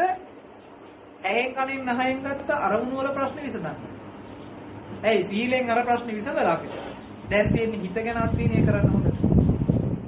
අද අපිට භාවනා කරන්න ගිහිල්ලා වාඩි වුණාට පස්සේ කරන්න වෙලා තියෙන්නේ මොකක්ද? හිත දුවනවා ගෙනත් තියෙනවා. දුවනවා ගෙනත් තියෙනවා. දුවනවා ගෙනත් තියෙනවා. දැන් මේ වැඩේ නේද සීලෙන් කරලා දුන්නේ අපි ඉස්සරහ. හිතට දුවන්න පණින්න තියෙන පරිසරය නේද වහලා දැන්. දවස පුරාවට ඔය විදිහට සීලයෙන් ඉන්නවා නම් යම් කෙනෙක් ඒ කෙනාට සමාධියේ ඒ සීලයට සාපේක්ෂව සමාධිය හැදිලා. ඒ ක්‍රමය අපි කරන්නේ. ඇයි අපි සීලය කියලා හිතාගෙන අපි කරලා තියෙන්නේ සීලයෙන් ලැබෙන ඵලය ගන්න. භෞතික බැහැ නැත්තම් බහැරට සීලය අපි සිල් රකින්න නිසා බහැරට වෙච්ච කාරණේ කරන්නයි අපි හදලා තියෙන්නේ. අපි සිල්වත් වෙලා සිල් රැකීම නිසා බහැරට වෙච්ච දේ තමයි සත්තුන්ගේ ජීවිත පරිස්සම් වෙච්ච එක, අනුන්ගේ දේපල පරිස්සම් වෙච්ච එක, අනුන්ගේ පෞල් ජීවිත පරිස්සම් වෙච්ච එක, අනුන්ගේ කොට ඒ කියන්නේ වචනයෙන් කරන වැරදි ටිකෙන් අනිත්‍යයට වෙන්න තිබිච්ච අයහපත නතර වෙච්ච එක. ඊට පස්සේ තව කෙනෙකුට කරදරයක් කිරිහැරයක් වෙන්න කරලා තිබිච්ච අපි මද්ද්‍රව්‍ය පාවිච්චි කරපේ. ඕක නතර කරන්න අපි ඒක සිල් විදියට රැකලා තියෙනවා. හැබැයි අනුන්ගේ ජීවිත පරිස්සම් කරන්න ගිහිල්ලා හැබැයි මේක ඇතුලේ පරිස්සම් කරන්න ඕනේ කියලා කියලා නෑ. මේ පැත්ත පරිස්සම් කරා නම් මේ පැත්ත පරිස්සම් වෙලා නැද්ද? ඇයි ප්‍රශ්නේ තිබුණේ එළියේද ඇතුලේද? ප්‍රශ්නේ කොහෙද තිබිලා තියෙන්නේ? එහෙනම් එහෙ පරිස්සම් කරනකොට එළියේ ප්‍රශ්නේ නිකම්මයි විසඳෙන්නේ. හැබැයි අපි මොකද කරලා? එළියේ ප්‍රශ්න විසඳන්න ගිහිල්ලා තියෙනවා ඇතුලේ ප්‍රශ්නේ එහෙම්මම තියාගෙන එළියේ ප්‍රශ්න හැදෙන්න තියෙන හේතුව ඇතුලේ එහෙම්ම විතුරු කරගෙන එළියේ ප්‍රශ්නයක් ගානේ විසඳන්න ගිහිල්ලා. දැන් වෙලා තියෙනවා. ප්‍රශ්න ටික එහෙම්ම මිතුරු වෙලා විසඳපු ප්‍රශ්න ටිකක් එළිය හම්බ වෙයි. හැබැයි තාම එළිය ප්‍රශ්න එහෙම්ම මිතුරු වෙලා. එළිය ප්‍රශ්න ඉතුරු වෙලා තියෙන්නේ ඇතුලේ ප්‍රශ්න ගැන දන්නේවත් නැති. පැහැදිලි? එතකොට සිල් රකින්න වෙනව නේද අපිට දැන්? ඉතින් අපි මෙච්චර කාලයක් සිල් රැක්කේ නැද්ද කියන එක නෙමෙයි ප්‍රශ්නේ. නමුත් සිල් රැකලා තියෙයි. හැබැයි වෙන්න ඕන පැත්තට අපි ඉඳලා නැහැ. වෙන්න ඕනේ ඇත්තටම මේ පැත්තෙන් ඒ කියන කාරණේ සිද්ධ වෙන්නේ. පැහැදිලි නේද මේ කියපු කාරණේ?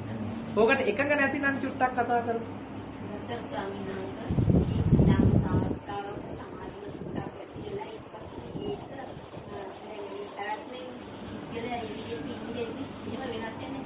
වෙනස් වෙන්න හේතුවම තමයි මේ මතක් කළේ ඉන්ද්‍රිය සංවර කරලා නැතිකමයි.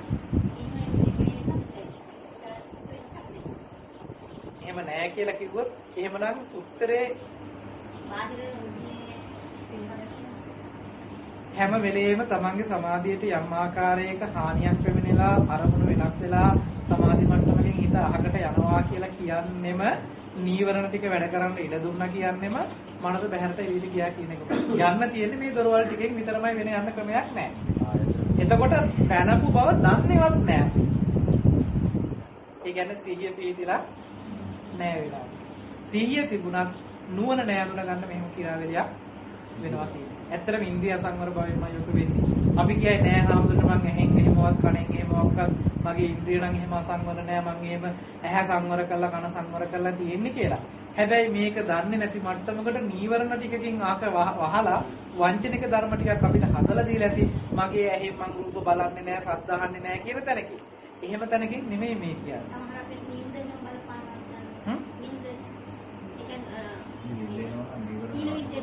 ඒක තමයි නීවරණ ටික කියලා කිව්වේ ඒකයි. පංච නීවරණයේ හරහා තමයි සමාධිය කඩන්නේ. ඊට පස්සේ ජීවත් වෙන්නේ ආයෙත් මේ ඉන්ද්‍රිය අසංවර භාවයකට ගිහිල්ලාමයි ජීවත් වෙන්න වෙලා තියෙන්නේ. මොකද නීවරණ ඇති තැන නුවණට සිහියට වැඩ කරන්න ඉඩ නැහැ. සමාධියකට ඉඩ නැහැ. ඒ කියන්නේ කුසලයේ පැත්තට පත් කරන්න මනසට ඉඩ දීලා නැහැ. වහලා තියෙන්නේ. ඒ නිසා අනිවාර්යෙන් බහැරට ගිහිල්ලා තියෙනවා. පැහැදිලිද?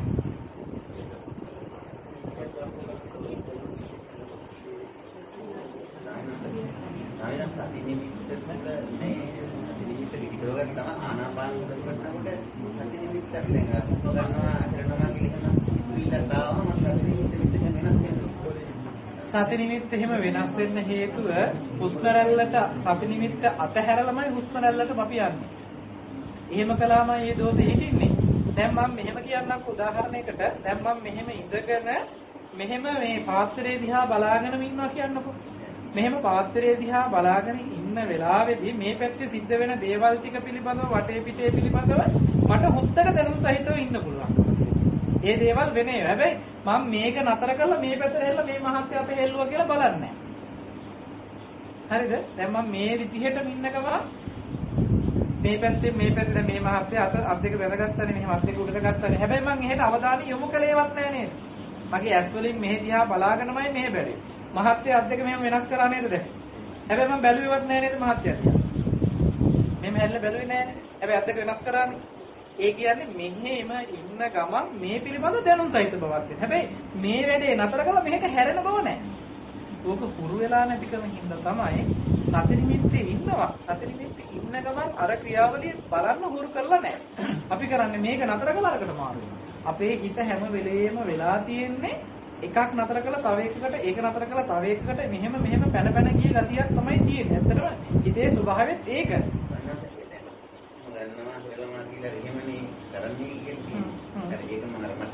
නෑ ආයාසයෙන් හුස්ම ගන්න එක හෙලන එක කරන වෙයි. හිතනම හුස්ම ගන්න වෙති, හිතනම හුස්ම හෙලන වෙයි. නෑ ආනාපාන එහෙම පෙන්වන්නේ නෑ. ස්වභාවිකව හුස්ම රැල්ල ඉහළ පහළ යන එක ස්වභාවිකව වෙන්න ඕනේ. හිතාමතා හුස්ම රැල්ල ගන්න යන්න එපා. හුස්ම රැල්ල හෙලන්න යන්න.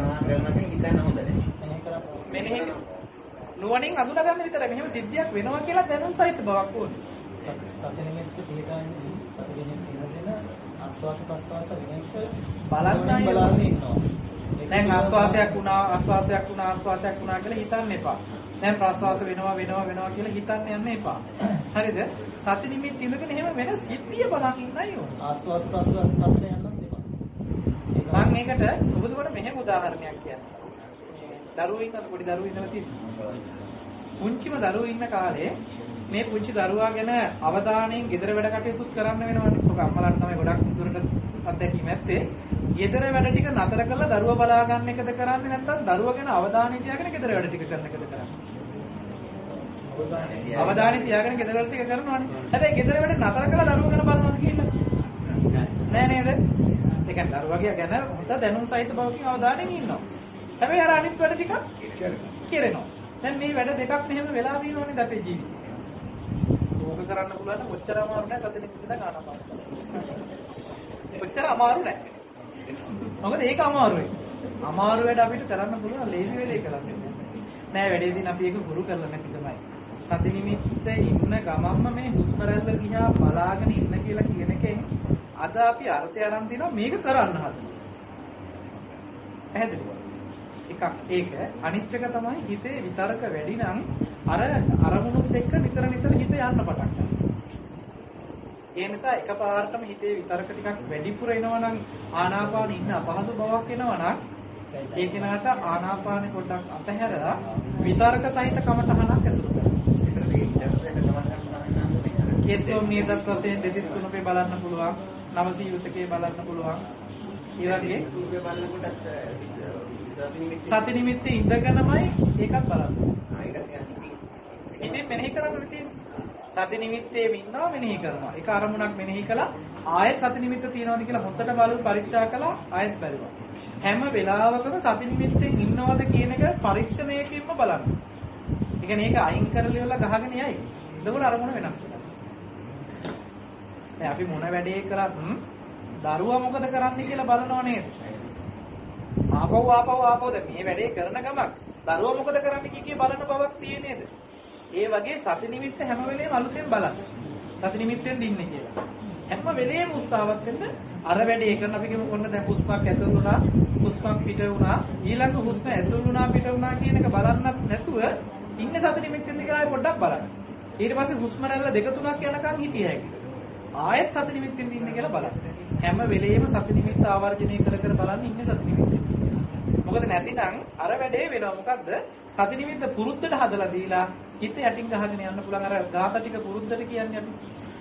ගාත ටික පුරුද්දට කිව්වට හිත යටින් වෙන වැඩවලට යන්න ඉඩ හදලා දීලා තියෙනවා. සති නිමිත්තත් ඒ වගේම පුරුද්දට ඉඩ දුන්නොත් අර විදිහට පුරුද්දකට ඔහේ යන්න ඉඩ දුන්නොත් අපි දන්නේවත් නැහැ සති නිමිත්තෙන් එළියට බහැරට ගිහින්. එහෙම එකක් වෙන්නේ. හිත වචනිකව ওই වැඩේ කෙරෙනවා.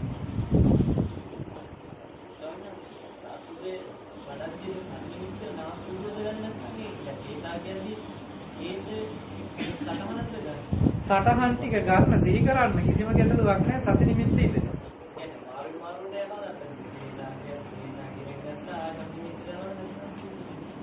නෑ සති නිමිත්තෙන් බැහැර වෙලා කේසා කියලා දෙහි කරනවා නෙමෙයි. ඔක ටිකක් අමාරුයි පුරුදු කරන්නේ නැතුව මොකද දැන් ඔය කියන ගැටලුව තියෙන්නේ සති නිමිත්තත් තාම හුරු නෑනේ හරියටම. ඒකද හුරු නැතුව ඊළඟ ප්‍රශ්නේ අහන්න ගියපම තියෙන ප්‍රායෝගික ප්‍රශ්නේ ඒකට දෙන උත්තරේම Tamanට ගැටලුවක් මොකද? එහෙම කරන්න පුළුවන්. ඇත්තටම කරන්න පුළුවන්. පුළුවන් වෙන්නේ ඒක හුරු වුණා. පැහැදිලි? ඒකට දෙන්න තියෙන උත්තරේ ඔක මට. මොකද ගුරු නොවි අපි දැන් හිතනවා මේක කරලා අරග කරන්න ගියාම මේකෙම අරග කරන්න පුළුවන් අපිට. නෑ ඇත්තට මේක පුරුදු වුණාට පස්සේ දැන් අපි කියනකොට දැන් කන්නාඩි දානකොට මුලින්ම කන්නාඩි දාන වෙලාවේ මේක හරි අපහසුයි. මේක ගැන හැම වෙලේම අවධානය යොමු වෙනවා. මේක මේ අපහසු බවක් සමහරවිට දාගිනකොට හරි අමාරුවක් වෙනවා. හැබැයි මේක දාගෙන ටික දවසක් පුරුදු වුණාට පස්සේ මේක තියනවද නැත්ද කාටවත් දැනෙන්නේ නැතුව සාමාන්‍ය ජීවිතේම වෙනවා ඒක. පැහැදිලිද? ඒ වගේ සති නිමිත්ත තමයි ජීවිතේ වෙන වෙලාවක්. ඒ වෙලෙට ආයාසයෙන් දැන් අද වෙලා තියෙන්නේ ආයාසයෙන් සති නිමිත්ත හදන්නත් ඕනේ. ආයාසයෙන් කමඨහන මෙනෙහි කරන්නත් ඕනේ. හැබැයි ඇත්තටම කමඨහනෙන් මෙනෙහි කිරීමෙන්ම සති නිමිත්තට අනුග්‍රහයක් දක්වන විදිහට කමඨහන මෙනෙහි කළොත් සති නිමිත්ත ඉක්මනින්ම හැදෙනවා. ඒ ක්‍රමයේ දන්නේ නැති නිසා අපි මොකද කරන්නේ? සති නිමිත්ත මෙනෙහි කරනවා කමඨහන යනකොට සති නිමිත්ත අතහැරලා කමඨහනට යනවා. ඇයි මේක පුරුදු වෙන්න දන්නේ නැති හින්දා. ඉතින් මෙහෙම මේ විදිහේ සාකච්ඡාවකින් මෙහෙම කිව්වට ඕක කරන්න නම් වෙන්නේ ප්‍රායෝගික ක්‍රමයකින් අහගෙන හිටියට නම් කවදාකවත් මේක කරන්න බෑ. අහගෙන ඉන්න ටිකෙන් කෙරෙන්නේ නැහැ. කරන්න මොනේ වරදින්නත් ඕන. වැරදිලා තමයි මේක නිවැරදි වෙන්න ඕනේ. ඒ අත්දැකීම් ටික ලැබෙන්න ඕනේ.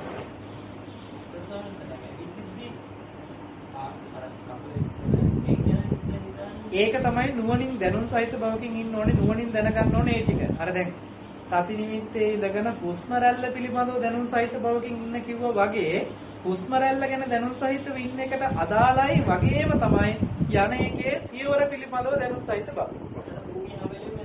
මෙතන ඉඳගෙන දැනුම් සහිත බව තමයි අර විදිහට තියෙන්නේ. කෙස්ලොම් නියදත් පිළිබඳව සිහි කරන එකට දැනුම් සහිත බවමයි අර විදිහට තියෙන්නේ.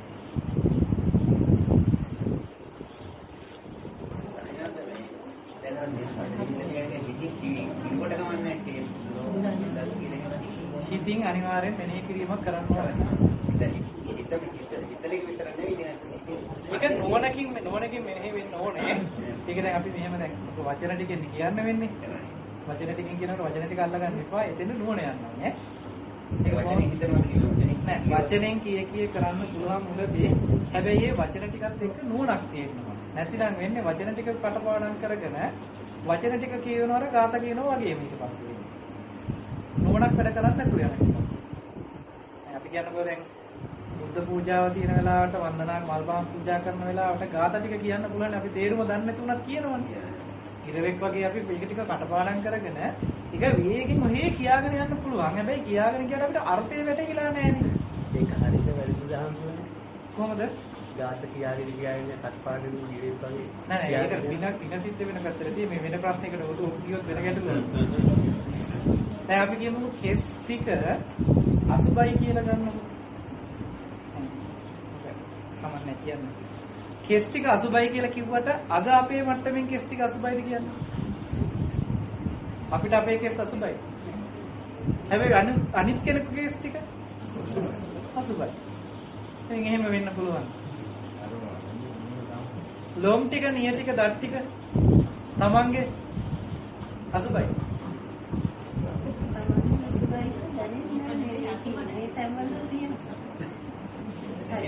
දැනෙන්නේ නැහැ නේද එහෙම අපිට?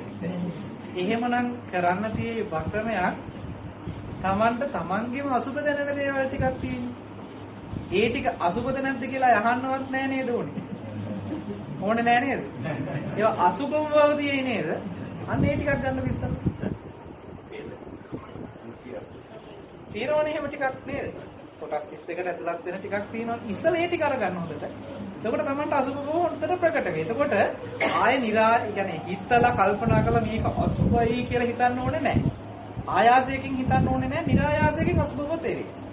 එතකොට එහෙම ටිකක් බලනකොට ඔන්න හිතට අර කියන අසුබ බව ටිකක් දැනේ.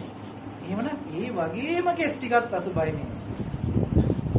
දැන් අන්න මේ වගේ එකක් තියෙනවනේ දැන් අපිට. නැතිනම් ඉතින් කෙස් අසුබයි අසාරයි නිස්සාරයි දුකදයි පිළිකුලයි අනිත්‍යයි දුකයි අනාත්මයි මම නෙමෙයි මගේ නෙමෙයි මගේ ආත්මේ නෙමෙයි කියලා කටපාඩම් කරගත්ත ලිස්ට් එක තියෙනවා අපේ. ඔය ලිස්ට් එක කියව ඉන්නේ පැය 24 වුණා. හැබැයි නුවණක් වැඩෙන්නේ නැහැ. ඇයි? මේ ටික කියවීමෙන් නුවණ වැඩෙනවා නම් නිවන් දකින්න එකෙච්චර ලේසි පහසු වැඩක් වෙයි අපිට. ඇයි? කියව හිටියොත් නිවන් දකින්න පුළුවන් නේ. යථාර්ථය අවබෝධ වෙන්නේ නැහැ. හැබැයි එහෙම කියවන්න ඕනේ අසුබ බව දැනෙන විදිහට. නුවණක් කියන විදිහට. නේද? දැන් මේක කිව්වොත් කට්ටිය කෑම කන එක නතර කරන්නේ නැහැ. සමහර නැහැ කියන්නගේ නේද?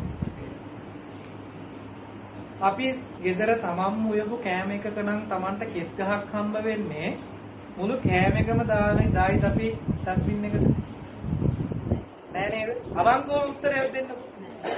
නෑ නේද? මොකද කරන්නේ කෙස් ගහ පැත්තකට අයින් කරයි නැත්නම් ඒ කෙස් ගහ තිබිච්ච බත් කට විතරක් අයින් කරයි. ඔය දෙකෙන් එකක් වෙයි. ඊටු ටික කයි. නේද? නියපොතු කෑල්ලක් තිබ්බ කියනකො තමන්ගේම කියලා දන්නවා කියලා කිසි සැකයක් නෑ තමන්ගේම. ඒක අල්ලා විදික් කළා දායි. නැත්නම් ඒ බත් කට විතරක් අයින් කරයි. නේද? දැන් කටට මෙහෙම ගත්තාම සමහරලාට කටට ගන්නකොට කටේ ඇතුලේ හපලා තිබිච්ච එකක් පිඟානට වැටෙන්න බැරි නේද?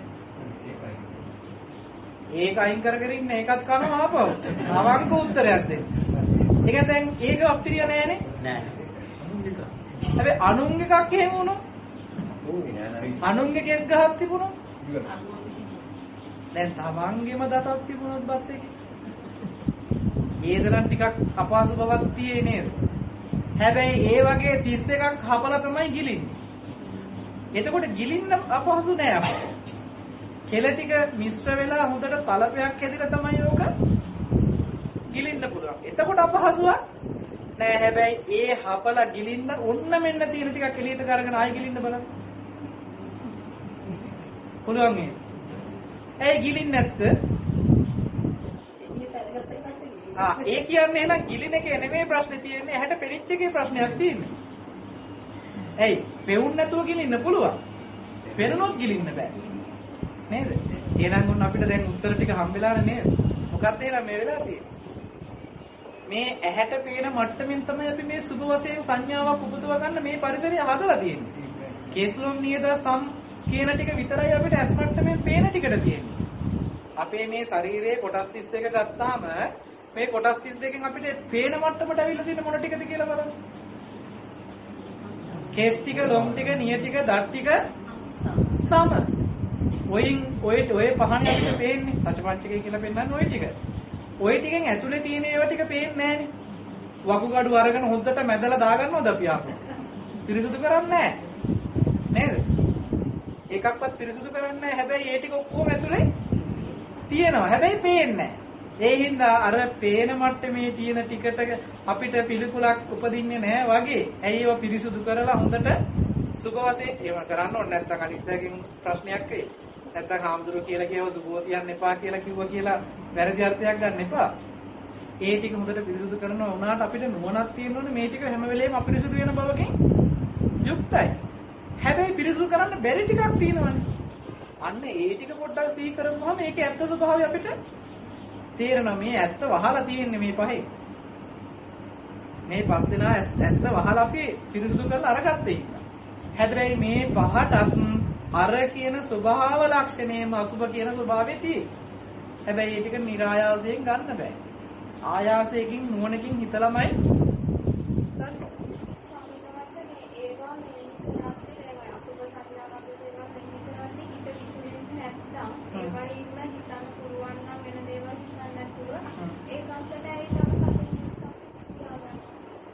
ඒක හිතලා ඉවර වෙනකොට ඉවරයිනේ වෙන්නේ. ඒන් එහාට හිත වඩන්නේ කොහොමද? දැන් මෙහෙම කාරණයක් තියෙනවා. සිහියක පිහිටා ඉන්න කියන කාරණාව පෙන්වන්නේ අපි හදන නුවණක් තියෙනවානේ මේ ගැන විමසලා. මේ හදලා අපි දැන් කාරණා ධර්ම කරුණු විමසලා ගන්න නුවණට පවතින පරිසරයක් හදලා තියෙනවා. සිහිය එක්ක තමයි නුවණ පිහිටන්න පුළුවන්කම තියෙන්නේ. එහෙම නැති වුණොත් සිහියක පිහිටවල නැති වුණාම වෙන දෝෂෙමම කියන්නම්. අපි හිතමුකෝ දැන් මෙහෙම රූපය අරගෙන කෙස්ලොම් නියද සම්මස්නහන විදිහට අපි බැලුවා. අපිට හොඳටම තේරෙනවා මෙතන සත්‍යයේ පුද්ගලයේ පවතින හේතු නෑ මෙතන. මෙතන තියෙන්නේ මෙන්න මෙහෙම කොනක කොටස් ටිකක්. කියලා ඔන්න හොඳට නුවණ දැන් ආවා.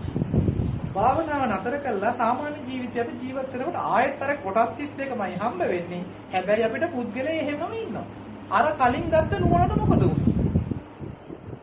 ඒ නුවණට පිළිටන්න සිහියේ නුවණ එක්තෙන් කරපු යෝනිසෝ මනසිකාරයකට හිත වැඩ කරන්න ඉඩ දීලා නෑ අපි. ඇයි? එකක් විතරක් හැදුවා අනිත් පැත්තෙන් ඒක දුපකාරක ධර්මතාවය පවත්වන්නේ නෑ. ඒ හින්දා ආයෙත් අපිට කෙස්ලොම් නියදත් බලනකොට හොඳට නුවණ පුද්ගලෙක් නෑ. හැබැයි ඒක පිළිටන්නේ. පිළිටන්නේ නැති වෙන්නේ හේතුව ඇයි? පිළිටන්න අවශ්‍ය කරන තැනම නෑ අපි. සති සම්පජාන්‍යයක් නේද? මේ කමඨහන් ටික දුන්නෙම මොකක් සඳහාද? සති සම්පජාන්‍ය. සතිපට්ඨානය කියලා කියන්නේ සිහිය පිහිටවන්න ඕන එක. පිහිටවපුවම තමයි පිහිටවපු තැනේ ඉඳන් තමයි නුවණ වඩන්නේ. ඒ නිසා සති නිමිත්තක් අරහා සිහිය පිහිටවීම අත්‍යවශ්‍යමයි. එහෙම නැතිනම් බෝධිසත්වයන් වහන්සේ සතිපට්ඨානයක් කියන තැනක සිහිය පිහිටවීමක් ගැන කතා කරන්න අවශ්‍ය නැහැ. මොකද එකම මග කියලා පනවන්නේ සතිපට්ඨානය හරහා වැඩ පිළිවෙල. එහෙනම් සතිපට්ඨානේ නැතුව වැඩ පිළිවෙල පනවන්න වෙනවා. පැහැදිලි සූත්‍ර ගණනාවක බලන්න අරගෙන ප්‍රතිපදාව ගැන විස්තර කරනකොට ගෙන අවසානයේ යොමු කරන්නේ සතිපට්ඨාන.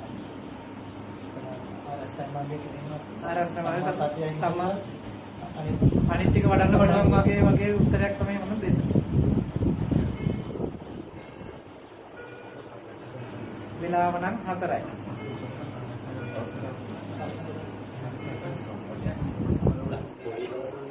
සම්පජාන්‍ය කියලා කියන්නේ මොනවද කියන්නේ? සති සම්පජාන්‍ය කියලා කියන්නේ සිහිය නුවණ කියන්නේ. මොකද සිහිය නැතුව නුවණින් මෙනෙහි කරන්න බෑ. සති සම්පජාන්‍ය කියන සති කියන වචන එකතු කරන්නේ. පිළිගන්න දෙයක් මොකක්ද කියන්නේ? පට්ඨානය කියලා කියන්නේ සිහිය පිහිටවන කාර්යය. ඒකට උපකාරකයක් තමයි සම්පජාන්‍ය. टैबलेट उपमा करන්නේ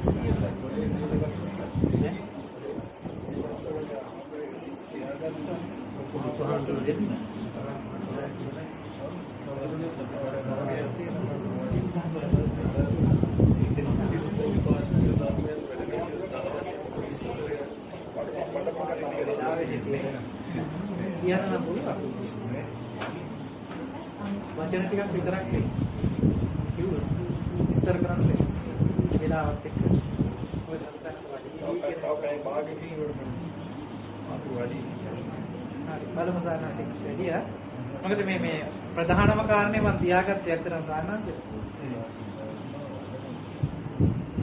මොකද මේ බෝධිපාක්ෂික ධර්මතා ටික පිළිබඳ පොඩි ප්‍රශ්නයක් ඇහුවා. ඒක ගැන චුට්ටක් මතක් කරන එක කරුණු ටිකක් විතරයි කියන්න වෙන්නේ. මේ ලොකු විස්තරයක් කරන්න බැරි වෙයි වෙලාවත් එක්ක. මොකද එහෙම තනියෙන් විස්තර කරන්න පුළුවන් විදියක් කරන්නේ. කාලෙකින් විස්තර කරන්න පුළුවන් සිද්ධියක් නොවන නිසා. දැන් සතිපට්ඨානයේ සතර සතිපට්ඨානයේ වඩන කෙනාට සතර ඉර්ධිපාද සතර සම්‍යක් ප්‍රධාන වීර්ය සතර ඉර්ධිපාද පංච ඉන්ද්‍රිය පංච බල ගොච්ඡංග ආර්ය අෂ්ටාංගික මාර්ගය කියලා මේ බෝධිපාක්ෂික ධර්මතා ටික තියෙන්නේ. එතකොට මේකේ අපිට ආනාපාන සති සූත්‍රය ගත්තාම ඔකේ ආනාපාන සති සූත්‍රය හොඳට පැහැදිලි කරනවා. මෙන්න මේ එක අපි කියමු සතර සතිපට්ඨානයේ කායानुපස්සනාව කියලා. මෙන්න මේ කායानुපස්සනාව හරහා සතර සම්‍යක් ප්‍රධාන වීර්යයෙන් තමයි මේක වඩන්න කරන උපකාරකයක්. ඒ කියන්නේ උපන් කුසලයන් වැඩි කරගන්න, උපන් කුසල උපදවා ගන්න, ඊට පස්සේ නෝකරන් අකුසලයන් උපදින්නත් උපන් අකුසලයන් දුරු කරන්නත් කියන වීර්යයක් අවශ්‍යයි. ඒ වීර්යයත් එක්ක තමයි මේ සතිපට්ඨානෙට යන්න තියෙන්නේ. ඒකට ඉර්ධිපාද කියලා කියන්නේ මේකට ඡන්දචිත්ත වීර්ය විමර්ශන කියන ධර්මතා ටිකෙන් තව අනුග්‍රහයක් දක්වලා උතෝලා තියෙනවා. මේ ධර්ම සතිපට්ඨානෙ මොසවන්න ධර්මතා ටික තමයි මේ වෙන්නේ. හරිද? ඊට පස්සේ මේ ටික වඩනකොට ඉන්ද්‍රිය ධර්මයන් වැඩෙනවා. හරිද? ඉන්ද්‍රිය ධර්මයන් වැඩිලා සති බොජ්ජංගේ එනවනේ මුලින්ම. සති බොජ්ජංගේ වැඩෙන තැන වෙනකොට සතිපට්ඨානයේ කෘත්‍ය බොජ්ජංග දක්ව ගෙනල්ලා දැන්. හරිද? ඊට පස්සේ සතිපට්ඨානෙන් ගෙනාවු ධර්මතාවය වලින් ගොඩනගලා දුන්න නුවණ තමයි බොජ්ජංග ටිකෙන් ඉදිරියට අරගෙන යන්නේ. එතකොට බොජ්ජංග ටික වඩනකොට සතිපට්ඨානෙ මිදිලා. මිදිලා කියලා කියන්නේ ඒකෙන් අයින් වෙලා නෙමෙයි. ඒකේ උපරිමයට ඇවිල්ලා. සතිපට්ඨානයේ උපරිමය තමයි සති සම්පොච්චංගය කියන්නේ. එතකොට සති සම්පොච්චංගයේ බොජ්ජංග ධර්මතා ටික වැඩෙනකොට මේ ඒ ටිකේ සමාධි ප්‍රඥා ටික ওই ටික වැඩිලා ක්‍රියාත්මක වෙනකොට සම්මා දිට්ඨියට තමයි අනුග්‍රහය ලැබෙන්නේ. මොකද මේ අනිත් ධර්මතා ටික ඔක්කොම පුරවන්නේ සම්මා දිට්ඨිය අඩු. සම්මා දිට්ඨිය අහලා දැනගත් සම්මා දිට්ඨියක් සහ අවබෝධ කරගත් සම්මා දිට්ඨියක් කියලා සම්මා දිට්ඨියක අවස්ථා දෙකක් වෙන්නනවානේ. සත්‍ය ඥාන, කුත්‍ය ඥාන, කෘතඥාන කියලා වෙනක තැනක තියෙනවානේ. එකක් ඊළඟට මාර්ග සම්මා දිට්ඨිය සහ ඵලේ සම්මා දිට්ඨිය කියලා මතක් කරනවානේ. මොකද මාර්ගයේ තුල සම්මා දිට්ඨිය පුරවනවා. ඊට පස්සේ ඵලයේ තුලට ඒ මට්ටමේ පිළිහිටනවා. ඒ විදිහට තමයි මේ බොජ්ජංග ටික වැඩි. ක්‍රමයේ කිව්වේ නමුත් විස්තර කරේ නැහැ. මේ පින්නතුක දැන්විය යුතු කාරණයක් තියෙනවා. මේ මාසේ 18 වෙනිදා රාත්‍රී 7ට මේ දේශකයන් වහන්සේගේ ධර්ම දේශනාව බෝධිරාජ මඩුවේදී බෝධිරාජ පරිශ්‍රයේදී මාතෘ පැවැත්වුණා. එදා උදේ කොටිකාකොට පන්සලේදී උන්වහන්සේගේ දේශනා දෙකක් තියෙනවා. රාත්‍රී 7ට ධර්ම දේශනාවක් පැවැත්වෙනවා මාතර බෝධිරාජ මඩුවේ.